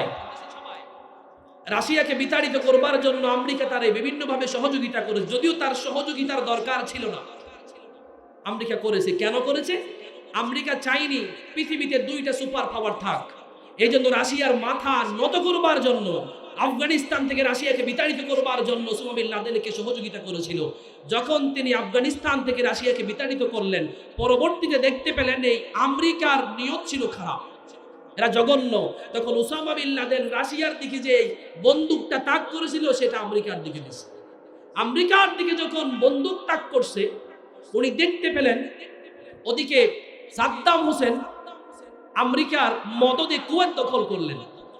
আমেরিকার মদদে কুয়েত দখল করার পরে মধ্যপ্রাচ্যে আমেরিকা প্রবেশ করলেন, কারণ তখন সাদ্দাম ছিল আমেরিকার দালাল। এই আমেরিকা যখন মধ্যপ্রাচ্য দখল করলেন, সৌদি আরবের নজর দিলেন আমেরিকা। রাসূল সাল্লাল্লাহু আলাইহি ওয়াসাল্লামের একটা হাদিস মনে পড়ে গেল ওসামা বিন লাদেনের, যে আমার পবিত্র ভূমি থেকে ইহুদি কাফেরদেরকে বের করে দাও। নবীজি বলেছিল, এই হাদিসটার কথা তৎকালীন সৌদি গভর্নমেন্টকে বলেছিল ওসামা বিন লাদেন, যে আমেরিকা আমার নবীর পবিত্র ভূমিতে থাকতে পারবে না, বের করে দাও। তখন ওসামা বিন লাদেনকে আমেরিকা বলল এ সন্ত্রাস। তখন সৌদি সরকারও বলতে লাগলো ওসামা বিন লাদেন সন্ত্রাস। এদের কথাই তাল মিলিয়ে সারা পৃথিবীর মুসলিম রাষ্ট্র বলতে বাধ্য হয়েছে ওসামা বিন লাদেন সন্ত্রাস। আসলে মূল কলকাঠি নেড়েছিল সভ্যতার নষ্টকারী, জিহাদের হত্যাকারী, মানুষের ইমানি চেতনা নষ্টকারী লাল কুত্তা আমেরিকা ওসামা বিন লাদেনকে ষড়যন্ত্র করে মিথ্যে বলে মুসলমানদের চোখের মণি থেকে সন্ত্রাস বানিয়ে ছেড়েছে, ঠিক কিনা? এরপরে ওসামা বিন লাদেনকে ধ্বংস করবার জন্য অভ্যন্তরীণ জাল ফাতলো যে টুইন টাওয়ার আমরা নিজেরা ধ্বংস করব, এরপরে লাগাই দেব ওসামা বিন লাদেনকে। নিজেরাই ধ্বংস করছে। পরবর্তী এটার দায়ে ওসামা বিন লাদেনকে বিভিন্ন মাধ্যমে, বিভিন্ন মুসলমান দলের সহযোগিতার মাধ্যমে ওসামা বিন লাদেনকে গ্রেফতার করে ফেলেছে আমেরিকা। এদের বিরুদ্ধে কোনো মুজাহিদ শক্তিকে দাঁড়াতে দেয় নাই। মুসলিমরা সন্ত্রাসী। ও মুসলমান, মনোযোগ দিয়ে শোনো, সন্ত্রাসী কাকে বলে? মানুষ হত্যা করা তো অন্যায়ভাবে। তাহলে পৃথিবীর ইতিহাস থেকে একটু দেখেন যে সবচেয়ে বেশি মানুষকে হত্যা করছে। জোসেফ স্ট্যালিন দ্বিতীয় বিশ্বযুদ্ধের সময়, এই জোসেফ স্ট্যালিন কত মানুষ মারছে জানেন? 2 থেকে 3 কোটি মানুষকে সে হত্যা করছে অন্যায়ভাবে। সে ছিল রাশিয়া, সোভিয়েত ইউনিয়নের, খ্রিস্টান ছিল এই জোসেফ স্ট্যালিন। 1 থেকে 1.5 কোটি মানুষকে খাবার না দিয়ে ক্ষুধার যন্ত্রণায় নিহত করেছে এই জোসেফ স্ট্যালিন। সে তো মুসলমান ছিল না। তাইলে পশ্চিমা মিডিয়াগুলো কখনো বলে না কেন ইহুদি খ্রিস্টান টেররিস্ট? বলেছে, শুনেছেন? বলে নাই। এরপর কে মারছে? চাইনার মাও সেতুং, নাম শুনছেন? মাও সেতুং, চাইনা মানুষ মারছে। 14 থেকে 20 মিলিয়ন মানুষকে সে হত্যা করছে। প্রায় 1.5 থেকে 2 কোটি মানুষ চাইনার এই মাও সেতুং মেরে ফেলছে। তার হুকুমে মারা হয়েছে, বিভিন্নভাবে মারছে, সে দায়ী তার জন্য। সে কি মুসলমান ছিল? না, জোরে আওয়াজ দেয়া লাগবে। সে কি মুসলমান ছিল? অমুসলিম ছিল, বৌদ্ধ ছিল। সে হত্যা করেছে কোটি কোটি মানুষ, তারপরেও টেররিস্টের খাতায় তার নাম নেই। এরপর ইতালির মুসোলিনি, নাম শুনেছেন? 4 লক্ষ মানুষকে হত্যা করেছে ইতালির মুসোলিনি। অ্যাডলফ হিটলার 1 থেকে 1.5 কোটি মানুষকে সে হত্যা করেছে, তার মধ্যে 7 লক্ষ ছিল খালি ইহুদি। এই 1.5 কোটি মানুষকে হত্যা করেছে হিটলার, তার মধ্যে 7 লক্ষ ইহুদিকে হত্যা করেছে। মানুষ মেরেছে বেশি। কৌশিক কালিঙ্গার যুদ্ধে খালি 1 লক্ষ মানুষকে, নিরীহ মানুষকে হত্যা করেছে এই কৌশিক, হিন্দুত্ববাদী জনগোষ্ঠীর মূল নায়ক। চেঙ্গিস খান মঙ্গোলীয় নেতা 40 লক্ষ মানুষকে হত্যা করেছে, নিরীহ মানুষকে, মুসলমানকে হত্যা করেছে। জর্জ বুশ আফগানিস্তান, ইরাক, এই কয়েকটা ভূমিতে 14 লক্ষেরও বেশি মানুষকে হত্যা করেছে বুশ। তাদের বিরুদ্ধে কোনো সন্ত্রাসী খাতায় নাম লেখা হয় না, খালি মুসলমানদেরকে সন্ত্রাসী বলে। পৃথিবীর সমস্ত মুসলমান যেই সমস্ত মানুষগুলো মারছে যদি একত্রিত করা হয়, জোসেফ স্ট্যালিনের 3 ভাগের 1 ভাগ হবে না। কে মানুষ মারছে? সাদ্দাম হোসেন ইরাকে 5 লাখের বেশি মানুষ মারছে। এছাড়া কোনো মুসলিম শাসক দেখাতে পারবেন না যে গণহারে গণহত্যা চালিয়েছে, দেখাতে পারবেন না। আমি সেই বুদ্ধিজীবী নামের বুদ্ধি প্রতিবন্ধীদের জিজ্ঞাসা করতে চাই, প্রথম বিশ্বযুদ্ধ যারা করেছিল তারা কি মুসলমান ছিল? কথা বলে না। দ্বিতীয় বিশ্বযুদ্ধ যারা করেছে তারা কি মুসলমান ছিল? মুসলমান ছিল না। হিরোশিমা এবং নাগাসাকিতে যে পারমাণবিক বোমা নিক্ষেপ করেছিল তারা কি মুসলমান ছিল? ছিল না। যারা অস্ট্রেলিয়া আবিষ্কারের পরে তাদের নিজস্ব আধিপত্য বিস্তার করবার জন্য 20 মিলিয়ন অস্ট্রেলিয়ান আদিবাসীকে হত্যা করেছিল, তারা কি মুসলমান ছিল? আমেরিকা আবিষ্কার করার পরে উত্তর আমেরিকার প্রায় 100 মিলিয়ন মানুষকে হত্যা করা হয়েছে, দক্ষিণ আমেরিকার প্রায় 50 মিলিয়ন মানুষকে হত্যা করে তাদের আধিপত্য বিস্তার করেছে, তারা কি মুসলমান ছিল? এতগুলো নিরীহ মানুষকে হত্যা করবার পরেও সন্ত্রাসের তালিকায় তাদের নাম নেই। তার মানে বুঝতে বাকি নেই এই পশ্চিমা মিডিয়াগুলো এখন পর্যন্ত দুনিয়া থেকে ইসলাম ধর্মকে দুলিশাত করবার জন্য মিশনে নেমেছে, ঠিক কিনা? আর যুগের পর যুগ ধরে যখন এই পশ্চিমা মিডিয়ার অন্যায় অত্যাচারের বিরুদ্ধে যখন একটা প্রতিবাদের আওয়াজ তুলে, তখন মুসলমানরা হয় সন্ত্রাসী। মুসলমানরা কি হয়? সন্ত্রাসী। আর তারা বছরের পর বছর ধরে মার দিচ্ছে, অসংখ্য ফিলিস্তিনি মা বোনদেরকে হত্যা করছে বছরের পর বছর। আপনারা তো জানেন খালি ফিলিস্তিনে মুসলমানরা মার খাচ্ছে, কোথায় মুসলমানরা মার খাচ্ছে না। আজকে আপনি মুসলমানদেরকে টেররিস্ট বলেন। 800 বছর শাসন করেছে স্পেন। ইতিহাস পড়ে দেখেন, একটা নিরীহ মানুষকে কোনো শাসক হত্যা করছে এমন নজির দেখাতে পারবে না। অথচ সেই ক্রুসেডাররা যখন দেশে স্পেন দখল করলো, তখন মুসলমানদেরকে আজান দেয়া পর্যন্ত বন্ধ করে দিয়েছে। মসজিদের ভিতরে 40,000 মুসলমানদেরকে আগুন জ্বালিয়ে ছারখার করে দিয়েছিল স্পেন। এই অমুসলিম জনগোষ্ঠী সব সময় মুসলমানদেরকে নির্যাতন করেছে, নিপীড়ন করেছে, অত্যাচার করেছে। আর যখনই কোনো মুসলমান সেই অত্যাচারের বিরুদ্ধে একটা বাক্য আওয়াজ করেছে, তখন বিশ্বের কাছে এই মিডিয়াগুলো প্রচার করেছে মুসলমানরা সন্ত্রাসী আর অমুসলিমরা হচ্ছে মজলুম। বলেন নাউজুবিল্লাহ। প্রিয় ভাইয়েরা, 800 বছর স্পেন শাসন করেছে মুসলমান, 1/3 সেখানে মুসলমান নেই জনগোষ্ঠীর বর্তমানে। কি মনে হয় আপনাদের? 1000 বছর শাসন করেছে দিল্লি সালতানাত ভারতবর্ষ, 4 ভাগের 1 ভাগ সেখানে মুসলমান, আরো কম মুসলমান। যদি মুসলমানরা সন্ত্রাসী হতো, যদি মুসলমানরা জোর জবরদস্তি করে তাদের ধর্মের মধ্যে মানুষদেরকে দীক্ষিত করত, তাইলে আজকে ইন্ডিয়ার মধ্যে একজন হিন্দু বেঁচে থাকতে পারত।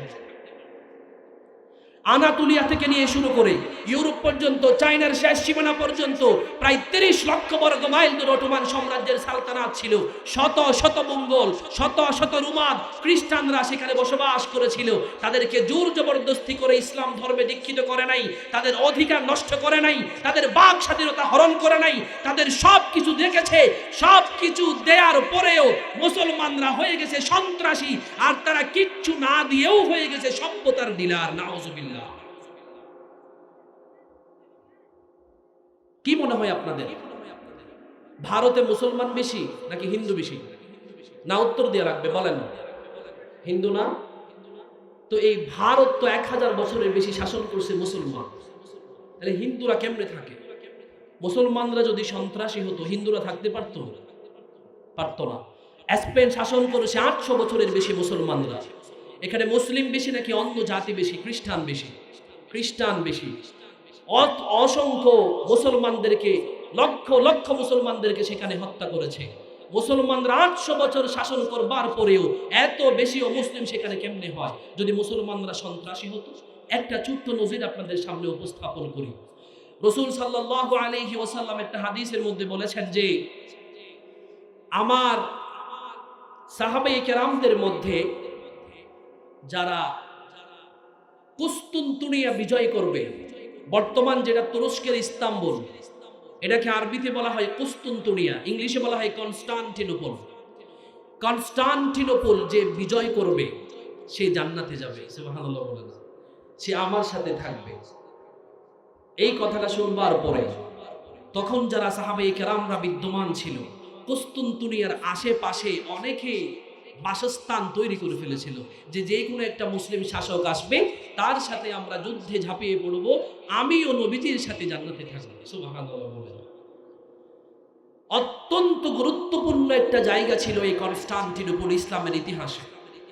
কথা শুনতেছেন? বিরক্ত লাগতেছে? এরপরে সবাই চেষ্টা করেছে। হযরত ওমর বিন খাত্তাব রাদিয়াল্লাহু তাআলা অভিযান পরিচালনা করেছে, কনস্টান্টিনোপল বিজয় করতে পারে নাই। উমাইয়া খলিফা চেষ্টা করেছে, বিজয় করতে পারে নাই। আব্বাসীয় সালতানাত চেষ্টা করেছে, বিজয় করতে পারে নাই। ইসলামের এই গুরুত্বপূর্ণ জায়গাটি বিজয় হয়েছে অটোমান সাম্রাজ্যের অন্যতম যুবক শাসক সুলতান দ্বিতীয় মুহাম্মদ আল ফাতেহ এই কনস্টান্টিনোপল বিজয় করেছে। তার বয়স মাত্র 21 বছর ছিল। ওনার বয়স যখন 14 বছর ছিল, না 9 বছর ছিল, তখন উনি ক্ষমতায় বসে। ওনার বাবা মুরাদ উনি অসুস্থ হয়ে গেছিল, ছোট্ট বাচ্চা, তারে ক্ষমতায় বসায় দিয়েছে, যে রাজতন্ত্র যেটা হয় আর কি। পরে উনি একটু দেখতে তাগড়া যুবকের মতো ছিল, কি জজবা ইমানের তাদের! হায় হায়, আমাদের প্রধানমন্ত্রীদের ছেলেদের মতো না। কিরকম যে পুরো দেশের ক্ষমতা পাই নাই, একটা জায়গা পেয়েছে যে পুরো এটা শুদ্ধ বিক্রি করে খেয়ে ফেলবে, এরকম না। এই মুহাম্মদ আল ফাতেহ মাত্র 9 বছর বয়স তখন তার। ক্ষমতায় বসবার পরে তিনি সিপাহ সালারদেরকে, সমস্ত সিপাহীদেরকে বলে দিলেন, চলো কনস্টান্টিনোপল বিজয় করতে যাব। সুবহানাল্লাহ বলে না। তখন সিপাহ সালার যারা ছিল তারা হতভম্ব হয়ে গেছে, বলে কি বলে? তার বাপ দাদারা চেষ্টা করে যেটা বিজয় করতে পারে নাই, এই অল্প বয়সী যুবক নাকি সেটা বিজয় করবে। তার বাবার কাছে গিয়ে বলে, সময় থাকতে সন্তানদের সামলা। তখন গদি থেকে নামাই রাখছে, বলে বাবা তুমি এখনো যোগ্য হবে। এরপরে বাবা যখন মারা গেছে, আবার তিনি ক্ষমতায় আসলে তার 9 বছর পরে তিনি ক্ষমতায় বসলেন, বয়স যখন 18 বছর। কথা শুনতেছেন? 18 বছর বয়সে তিনি ক্ষমতায় আসবার পরে মুসলমান 2 বছর তিনি নৌবাহিনী সেনাবাহিনী সুসংগত করলেন, তৈরি করলেন।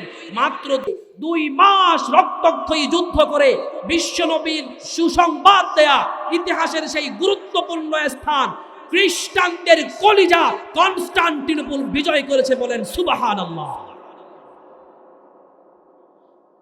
হুজুর, এটা এত গুরুত্বপূর্ণ কেন ছিল, আর এত বড় বড় শাসক এটা বিজয় করতে কেন পারে নাই? কনস্টান্টিনোপল কিরকম ছিল জানেন?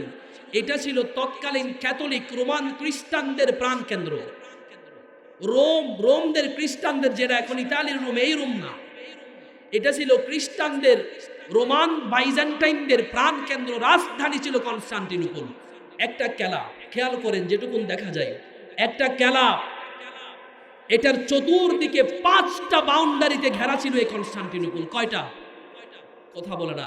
5টা বড় বড় বিশাল পাথরের দেয়াল দিয়ে ঘেরাও করা ছিল এই কনস্টান্টিনোপল। তাহলে কেমনে ভাঙবে, কেমনে ঢুকবে, কেমনে যুদ্ধ করবে? তখন তো আধুনিক অস্ত্রপাতি ছিল না, কেউ পারে নাই।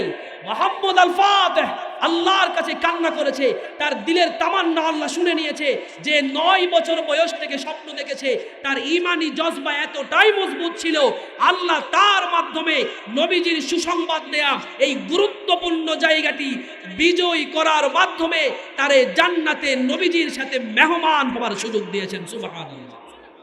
এটা একমাত্র কে করেছে? আল্লাহ। 2 মাস যুদ্ধ করে যখন দেখলেন মুহাম্মদ আল ফাতিহ এটা সম্ভব নয় বিজয় করা, কিভাবে বিজয় করব? 2 মাস যুদ্ধ করেছেন, অসংখ্য সিপাহী মারা গেছে মুসলমানদের, পারে নাই। তখন তিনি কৌশলে সমুদ্রের নিচ থেকে হামলা করে, পানিপথে হামলা করে এই কনস্টান্টিনোপল বিজয় করতে সক্ষম হয়েছিলেন। সুবহানাল্লাহ। কি বুঝাতে চাচ্ছি ঘটনা বলে? এরপরে যখন তিনি বিজয় করলেন কনস্টান্টিনোপল, এটা তো খ্রিস্টানদের প্রাণ কেন্দ্র ছিল না? ছিল কি না? সেখানে খ্রিস্টান থাকার কথা না? মুহাম্মদ আল ফাতিহ সেখানে ঢুকলেন। ঢোকার পরে খ্রিস্টানরা, ওই যে অসহায় যারা, নিরস্ত্র যারা ছিল, সাধারণ মানুষ, তারা ভয়ে ভীত সন্ত্রস্ত হয়ে পড়েছে যে না জানি আজকে আমাদের সাথে কি হয়। আমি নবীজির কাজের উদাহরণ দিই নাই, উনি তো নবী, ওনার মতো তো পৃথিবীতে মানুষ হতে পারে? কথা বলো না, উনি তো শ্রেষ্ঠ। তাহলে ওনার অনুপম বিনয়ের উদাহরণ না হয় নাই দিলাম, আমাদের মতো সাধারণ মানুষ ছিল। উনি সাহাবী ছিলেন না মুহাম্মদ আল ফাতিহ? সম্মানিত ভাইয়ারা, অনেক নিচের মানুষ ছিলেন। ওনার আচার আচরণ কেমন ছিলেন দেখেন। উনি ঢুকলেন, খ্রিস্টান কেল্লার মধ্যে ডেকে বলতেছেন, হে আমার সমস্ত ভাই বোনেরা। ওখানে মুসলমান ছিল, খ্রিস্টান ছিল, নাস্তিক ছিল, অন্য ধর্মের মানুষ ছিল, মঙ্গোলীয়রা ছিল। সবার সামনে দাঁড়িয়ে মুহাম্মদ আল ফাতিহ বলতেছে, আমি মুহাম্মদ আল ফাতিহ আজকে আপনাদের সামনে ভাষণ দিলাম। আজকের পর থেকে আমার একজন মুসলমান ভাইয়ের জান মাল যেমন আমার কাছে নিরাপদ, আমার কাছে আমানত, ঠিক তেমনি ভাবে অন্য ধর্মের মানুষের জান মালও আজকের পর থেকে আমার কাছে আমানত। সুবহানাল্লাহ। জুলুম করেন নাই। খ্রিস্টানরা অবাক হয়ে গেছে, যেই রোমান ক্যাথলিক খ্রিস্টানদের নেতা পর্যন্ত ওই খ্রিস্টানদেরকে জুলুম করত, ব্যবসা করলে ডাবল কর তাদের উপর আরোপ করা হয়েছিল, মুহাম্মদ আল ফাতিহ আসার পরে কর পর্যন্ত 50% করে দিয়েছে। কি মনে করেছেন আপনারা? মুসলমানরা মানুষদেরকে জুলুম করেছে, শোষণ করেছে? একটা নজিরও এই পর্যন্ত কেউ দেখাতে পারবে না। অসংখ্য নজির আছে যে মুসলমানদেরকে বিতাড়িত করবার পরে যখন খ্রিস্টানদের কাছে, অমুসলিমদের কাছে ক্ষমতা গিয়েছে, তখন তারা মুসলমানদেরকে জুলুম করেছে, বাধ্য করেছে তাদের কদমের নিচে লুটিয়ে পড়তে, তাদেরকে কর দিয়ে, টাকা দিয়ে, খেদমতের মাধ্যমে জীবন পরিচালনা করতে বাধ্য করা হয়েছে। মুসলমান ভাইয়েরা, এই অন্যায়, নির্যাতন, জুলুম, এগুলোকে বলে সন্ত্রাসী। কি বলে? সন্ত্রাসী। আর এই সন্ত্রাস থেকে, মানুষদেরকে সন্ত্রাসের কবল থেকে, নিরীহ মজলুমদেরকে মুক্ত করে আল্লাহর জমিনে স্বাধীনভাবে আল্লাহর নাম নেয়ার জন্য, পরিবেশ তৈরি করে দেওয়ার জন্য যেই হাতিয়ার আল্লাহ কোরআনে দিয়েছেন, ওই হাতিয়ারের নামই হচ্ছে জিহাদ। আচ্ছা, কেউ যদি জিহাদকে অস্বীকার করে, এত কথা বললাম, জিহাদের সংজ্ঞা বললাম, টেরোরিস্টের ব্যাখ্যা বললাম, মুসলিমরা নাকি অমুসলিম সন্ত্রাসী এটাও বললাম। এখন আমাদের টক শুতে যে সমস্ত বুদ্ধিজীবী নামের বুদ্ধি প্রতিবন্ধীদের দেখা যায়, তাদের জন্য কয়েকটা কথা বলে যায়, মনোযোগ দিয়ে শুনবেন। বুঝতেছেন কথা? মাঝে মাঝে ইউটিউব খুললে, টেলিভিশন খুললে, সেখানে কিছু বুদ্ধিজীবীদের দেখা যায় না, যে স্বাধীনতার সপক্ষ শক্তি বলে নানান কিছু মনে করে, মোল্লাদেরকে সন্ত্রাসী বানিয়ে দেয়, জঙ্গি বানিয়ে দেয়, মৌলবাদ বানিয়ে দেয়, স্বাধীনতার বিপক্ষ শক্তি দাবি করে। এরে এ তো কিচ্ছু বুঝে না, এটা ছোট বাচ্চা। যেই সমস্ত বামপন্থী বলেন, ডানপন্থী বলেন, চরমপন্থী বলেন, জেনারেল শিক্ষিত মানুষ বলেন, টক শোতে আসার পরে বাংলাদেশের ওলামায়ে কেরামদেরকে জঙ্গি তকমা লাগাই, মৌলবাদ তকমা লাগাই, স্বাধীনতার বিপক্ষ শক্তি বলে চিহ্নিত করে, যাদের কাছে আলেমদেরকে বেইজ্জতি করে, তার কণ্ঠকুহুর একটা কথা বলতে চাই, তুমি যদি আলেমকে সন্ত্রাসী বলো, তুমি যদি জিহাদকে সন্ত্রাসী বলো, তাইলে এই দেশ তোমার জন্য নয়। কারণ এই দেশ যেই সংগ্রামের মাধ্যমে বিজয় হয়েছে, সেই সংগ্রামের নামই হচ্ছে জিহাদ, ঠিক কিনা? জিহাদের মাধ্যমে এই দেশ বিজয় হয়েছে, এবং এই জিহাদ যে কেউ বললে করা যাবে না। এই জিহাদ ওলামায়ে কেরামদের পক্ষ থেকে, আলেম, আমির, মুসলিম আমিরের পক্ষ থেকে আহ্বান আসতে হবে। আপনি চাইলেন এখানে হিন্দু হিন্দু ঝগড়া দিছে, আমি গেলাম জিহাদ করলাম, রক্তাক্ত করলাম না, জিহাদের মর্যাদা পাবেন না। কিছু বিধিবিধান আছে, শতভাগ নীতিমালা, বিধান সবকিছু মেনে ব্রিটিশ লাল কুত্তাদের কবল থেকে আমার ভারত উপমহাদেশকে রক্ষা করবার জন্য জিহাদের ফতোয়া যিনি দিয়েছিলেন, তিনি আর কেউ নাই, উপমহাদেশের অন্যতম হাদিস বিশারদ শাহ আব্দুল আজিজ মুহাদ্দিসে দেহলভী রহমতুল্লাহি আলাইহি। সুবহানাল্লাহ। উনি ফতোয়া দিয়েছিল, ভারত দারুল হারব হয়ে গেছে, আমার এই মাতৃভূমিকে লাল চামড়া সাদা কুত্তাদের কবল থেকে রক্ষা করবার জন্য, মুক্ত করবার জন্য। হে মুসলিম জাতি, যার যা আছে, অস্ত্র আছে, হাতিয়ার আছে, শুধু হাত আছে, এই হাত দিয়ে হলে জমিনে আসো, আমার জমিনকে, ব্রিটিশদেরকে দূরীভূত করে আমার ভারতকে দুশ্মন মুক্ত করো, বলেন ঠিক কিনা? তাইলে আপনি জিহাদকে যদি সন্ত্রাসী বলেন, তাইলে তো আমরা সবাই সন্ত্রাস, এবং এই সন্ত্রাসী হওয়ার জন্য সবাই রাজি আছি নাকি নেই? আপনি যদি জিহাদকে সন্ত্রাস বলেন, আপনি কাফের হয়ে যাবেন, এটা এখানে কোনো সন্দেহ নেই। কারণ আল্লাহর বিধান যেটা দিয়েছে এই সন্ত্রাসের বিরুদ্ধে সংগ্রাম করবার জন্য, এটাকে যদি আপনি সন্ত্রাসী বলেন, আপনি আল্লাহর দেয়া বিধানের উপরে কথা বলছেন। এত সাহস আপনি কই পাইছেন? আল্লাহর দেয়া বিধানের বিপক্ষে যদি কেউ কথা বলে, কোরআনের আয়াতকে যদি কেউ অস্বীকার করে, তাইলে সে মুসলিম কেমনে থাকতে পারবে? পারবে না। প্রিয় ভাইয়ারা, এবার আসেন, জিহাদ আব্দুল আজিজ মুহাদ্দিসে দেহলভী রহমতুল্লাহি আলাইহি ফতোয়া দিয়ে গেছে যে জিহাদ করো, সংগ্রাম করো, আমার দেশকে দুশ্মনের কবল থেকে তুমি রক্ষা করো। তাহলে হুজুর, আপনি যে জিহাদের সংজ্ঞার সময় বলছিলেন যে শুধুমাত্র আল্লাহর বিধানকে প্রতিষ্ঠা করবার জন্য সংগ্রাম করলেই জিহাদ হয়, অন্য কোনো বিধানে জিহাদ, অন্য কোনো কিছুর জন্য সংগ্রাম করলেও কি জিহাদ হয়? হ্যাঁ, আপনার জন্মভূমি মুসলিম অধ্যুষিত ভূখণ্ডে যখন কোনো অমুসলিম থাবা মারতে চায়, তার মানে আল্লাহর জমিন থেকে আল্লাহর বিধানকে তারা মুছে দিতে চাচ্ছে, ঠিক কিনা? কথা বলো না, ঠিক কিনা? ভারতবর্ষে যখন ব্রিটিশরা তাদের কুদৃষ্টি দিয়েছিল, তখন ভারতবর্ষ মুসলমানদের আন্ডারে ছিল নাকি হিন্দুদের আন্ডারে ছিল? জানেন? মুসলমানদের আন্ডারে ছিল। তখন তো নবাব সিরাজউদ্দৌলা ছিল আমাদের ভারতবর্ষের, এই যে আমাদের বাংলা ভারতের শাসক। দিল্লি সালতানাত কায়েম ছিল, কলকাতা কেন্দ্রিক নবাবী শাসন কায়েম ছিল। প্রিয় ভাইয়ারা, তখন এটা ইসলামী রাষ্ট্র ছিল। তো সেখানে কবজা জমিয়েছে আমাদের মুসলমান নামধারী কিছু মুনাফিকদেরকে টাকায় কিনে, ভাড়া করে, মীর জাফরদের মতো কিছু কুলাঙ্গারদেরকে কিনে তারা আমার এই ভারতকে দারুল হারবে পরিণত করে ফেলছিল। আল্লাহর বিধানকে ধূলিসাৎ করে দিছে, আমাদের জমি আমাদের মাথার উপরে চাপিয়ে দিয়েছে, ঠিক কিনা? আমাদের জমি আমাদের মাথার উপরে চাপিয়ে দিয়েছে, আমাদের মালিকানাধীন জমি আমাদের কবর বানিয়ে দিয়েছে। তখন শাহ আব্দুল আজিজ মুহাদ্দিসে দেহলভী রহমতুল্লাহি আলাইহি জিহাদের ফতোয়া দেওয়ার মাধ্যমে ব্রিটিশ বিরোধী আন্দোলনের বীজ বপন করেছিল। সুবহানাল্লাহ। তো কাজে আপনি যদি জিহাদকে সন্ত্রাসী বলেন, তাইলে এই দেশ কখনো স্বাধীন হতো না। 1971 কখনো হতো না যদি 1952 না হতো, ঠিক কিনা?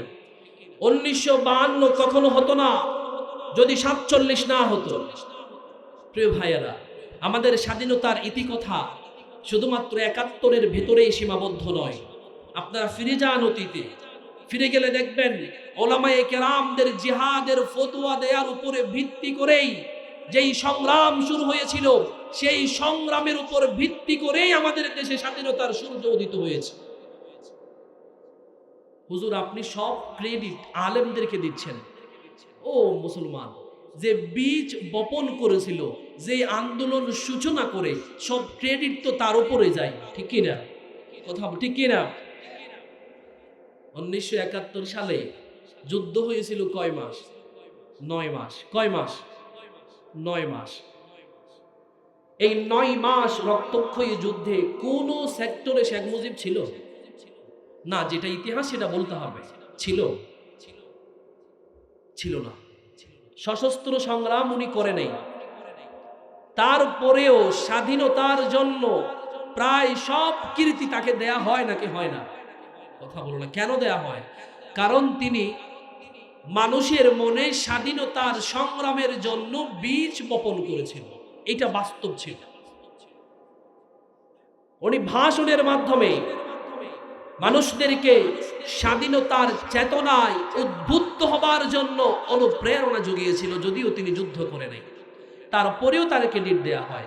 আপনি দেখেন, এই মহাভারত থেকে ব্রিটিশদের কবল থেকে, মহাভারতকে ব্রিটিশদের কবল থেকে মুক্ত করবার জন্য যারা সবচেয়ে বেশি বুকের তাজা রক্ত ঝরিয়েছে, জীবন দিয়েছে উপমহাদেশে, তারা আর কেউ নয়, তারাই হচ্ছেন উলামায়ে দেওবন্দ।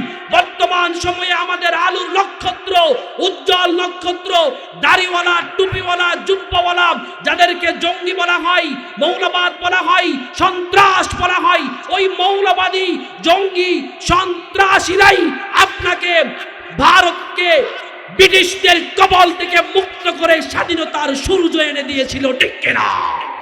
ওলামায়ে কেরামদেরকে জঙ্গি আর কখনো বলবেন? কথা বলে না। জঙ্গি শব্দটা যদিও নেতিবাচক অর্থে আমাদের এখানে ব্যবহৃত হয়, কিন্তু এই শব্দটার হাকিকি অর্থ নেতিবাচক নয়। আমরা হাকিকি অর্থে যাব না, যেটা প্রচলিত সেটাই ধরে নিব। মৌলবাদ, জঙ্গি, বিশেষ করে মুসলমানদেরকে পশ্চিমারা এই নামগুলো দিয়ে থাকে। আমরা নেতিবাচক অর্থে জঙ্গি নয়, নেতিবাচক অর্থে মৌলবাদ নয়, আমরা ইতিবাচক অর্থে জঙ্গি এবং মৌলবাদী হতে রাজি আছি, ঠিক কিনা? জং মানে যুদ্ধ, জঙ্গি মানে যোদ্ধা, মৌলবাদ মানে, আপনি অক্সফোর্ড ডিকশনারি খুলবেন, শব্দ লেখা আছে মৌলবাদ কাকে বলে। যেই সমস্ত জাতি গোষ্ঠী কোন সুনির্দিষ্ট বিষয়ের বেসিক জিনিসটা অন্বেষণ করে, রিসার্চ করে, মূল জিনিসটা খুঁজে বের করে, তাদেরকেই মৌলবাদ বলা হয়। আপনি শব্দের মিনিংস না বুঝে আমাদেরকে গালি দিতে গিয়ে সম্মান দিয়ে বসে থাকেন। আপনি আমাদেরকে গালি দিয়ে বলেন জঙ্গি। হাই ভাই, জঙ্গি হওয়া কার কপালে আছে? আপনি আমাদেরকে বলেন মৌলবাদ। মৌলবাদ যদি আজকে সমস্ত উলামায়ে কেরামরা হতো, এই উলামায়ে কেরামের উপরে সাদা চামড়ার লাল কুত্তারা কখনো দাপট দেখাতে পারত না, ঠিক কিনা? মৌলবাদ হতে পারি নাই, জঙ্গি হতে পারি নাই, জিহাদি হতে পারি নাই বলে আজকে আমাদের উপরে ব্রিটিশরা, লাল কুত্তারা, আমেরিকা আমাদের উপরে সব কিছু ছাপিয়ে দিয়েছে, আমাদের ভূমি থেকে আমাদেরকে দুরিশ্বাত করে দিয়েছে, ঠিক কিনা? আজকের পর থেকে কেউ যদি আপনার জঙ্গি বলে একটা চা খাওয়াবেন, কেউ যদি মৌলবাদ বলে তাদের আদর করবেন, ঠিক কিনা? কারণ এগুলো আমাদের হওয়া দরকার। ওরা মিনিংস না বুঝে আমাদেরকে গালি দিচ্ছে, ঠিক কিনা? প্রিয় ভাইয়ারা, আজকের এই পুরা আলোচনা থেকে আমরা কয়েকটা জিনিস শিখলাম। জিহাদ আল্লাহর দেয়া একটা ফরজ বিধান। সন্ত্রাস এবং জিহাদ এক জিনিস নয়। সন্ত্রাস মোকাবিলা করবার জন্য, জমিন থেকে সন্ত্রাসের বিরুদ্ধে সংগ্রাম করবার জন্য যেই হাতিয়ার দরকার, ওই হাতিয়ারের নামই হচ্ছে জিহাদ, ঠিক কিনা? পুরো পৃথিবীর ইতিহাস পর্যালোচনা করলে দেখা যায় সবচেয়ে বেশি সন্ত্রাসী হামলার সাথে জড়িত অমুসলিমরা, মুসলমানরা নয়। কাজেই পশ্চিমা মিডিয়া যেই নিউজ ছড়িয়েছে মুসলমানরা সন্ত্রাসী, মুসলমানরা জঙ্গিবাদী, মুসলমানরা আতঙ্ক সৃষ্টিকারী, এটা মিথ্যে কথা, এটা বানোয়াট, এটা ভিত্তিহীন তথ্যহীন কথার মাধ্যমে তারা মুসলমানদের ইমেজ নষ্ট করবার পায়তারা করছে, ঠিক কিনা? আল্লাহ আমাদের সবাইকে এই ভাঙা গলায় অসুস্থ শরীর নিয়ে যে কথাগুলো বললাম আমল করার তৌফিক দান করুন। সবাই বলি আমিন। ওয়া আখিরু দাওয়াহুম আলহামদুলিল্লাহি রাব্বিল আলামিন। ওয়াসসালামু আলাইকুম ওয়া রাহমাতুল্লাহি ওয়া বারাকাতুহু।